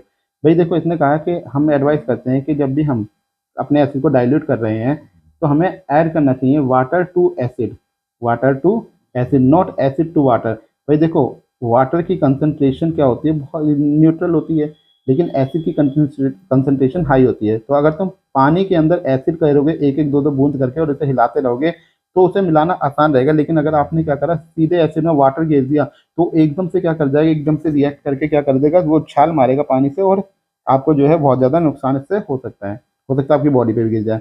The process of dissolving N acid into water is highly exothermic. ये बहुत ज़्यादा highly exothermic reaction हो जाती है, इस वजह से ऐसा होता है। बिल्कुल सही बात है, दोनों ही सही है, हमारे असर्शन और रीजन दोनों ही सही है। अब हमसे कह रहा है कि the colour of the aqua solution of copper sulphate turns colourless when a piece of lead is added to. नहीं नहीं, ये तो गलत है इक्वेशन। कॉपर सल्फेट को हम आयरन के साथ में रिएक्ट करते हैं, जब जाके हमारे पास में वो कलरलेस सॉल्यूशन मिलाता है, लेड के साथ में नहीं बनाता, ठीक है ना। Lead is more reactive than copper, ये बात बिल्कुल सही है कि लेड हमारी बहुत ज्यादा रिएक्टिव होती है कॉपर से, and hence displace copper from its salt solution, और इसको ये क्या कर देते हैं? डिस्प्लेस भी कर सकती है। रीजन सही है, लेकिन असर्शन बिल्कुल। नेक्स्ट देखेंगे 8वें में हमसे कह रहा है anaerobic respiration one of the end product is alcohol. बिल्कुल सही बात है, ये अपना क्या करता है? एक प्रोडक्ट क्या बनाता है? अल्कोहल बनाता है। There is an incomplete breakdown of glucose. बिल्कुल, दोनों ही बात हमारी क्या है यहाँ पर? सही है। असर्शन में एक बात कह रहा है यहाँ पर, in the human heart ventricles have thicker muscular wall than atria. ये जो वेंट्रिकल्स की जो वॉल्स होती हैं वो थिकर होती हैं एज कम्पेयर टू एट्रिया। बिल्कुल सही बात है, क्योंकि वहाँ पर क्या होता है? Ventricle have to pump the blood into various organ. बिल्कुल पंपिंग करनी पड़ती है, तो बहुत ज़्यादा प्रेशर पड़ता है, प्रेशर की वजह से ही हमें क्या करना पड़ता है? वहाँ पे जो है उसकी वॉल्स थिक होती हैं। एंड लास्ट वन क्वेश्चन है हमारे पास में, gene inherited from the parent decide the sex of the child. नहीं, जीन ऐसे डिसाइड नहीं कर सकते, क्रोमोसोम से हमारे पास में क्रोमोसोम जो टकराएगा, एक्स टकराएगा तो फीमेल हो जाएगी, वाई टकराएगा तो मेल हो जाएगा, वो डिपेंड करेगा उस बात पर। तो ये हमारा सेशन गलत है। रीजन क्या कह रहा है? X chromosome in male child is inherited. ऐसा भी कुछ नहीं है, कोई भी जा सकता है, आपका एक्स भी जा सकता है और वाई भी जा सकता है। क्लियर है? तो यहाँ पर आपके होते हैं ये सारे के क्वेश्चन खत्म। आई होप सो आप लोगों ने काफी इंजॉय करा होगा, आप लोगों को काफी अच्छे से समझ में आ गया, पेपर की तैयारी अब बढ़िया से हो गई होगी। मैंने हर तरह का क्वेश्चन यहाँ पे आपको बताने की कोशिश करी, हर तरह का क्वेश्चन समझाने की कोशिश करी, ठीक है। इससे पहले मैंने एमसीक्यू की एक वीडियो डाल रखी है, अगर आप इस दोनों वीडियो को देख के चले जाएंगे तो आपका काम हो जाएगा। क्लियर है? तो चलिए, आप लोगों ने इसको देखा, अगर आपको वीडियो पसंद आई है तो चैनल को सब्सक्राइब करिए, वीडियो को लाइक करिए और अपने दोस्तों में भी शेयर कर दीजिएगा। Thank you very much. मिलते हैं आपसे आगे, पेपर के बाद मिलते हैं आपसे। अगर मौका मिलेगा तो मैं आपके लिए 2080 पे भी एक वीडियो बना दूंगा, ठीक है। तो चलिए मिलते हैं आपसे नेक्स्ट वीडियो के अंदर, तब तक के लिए लेते हैं आपसे अलविदा। Thank you very much.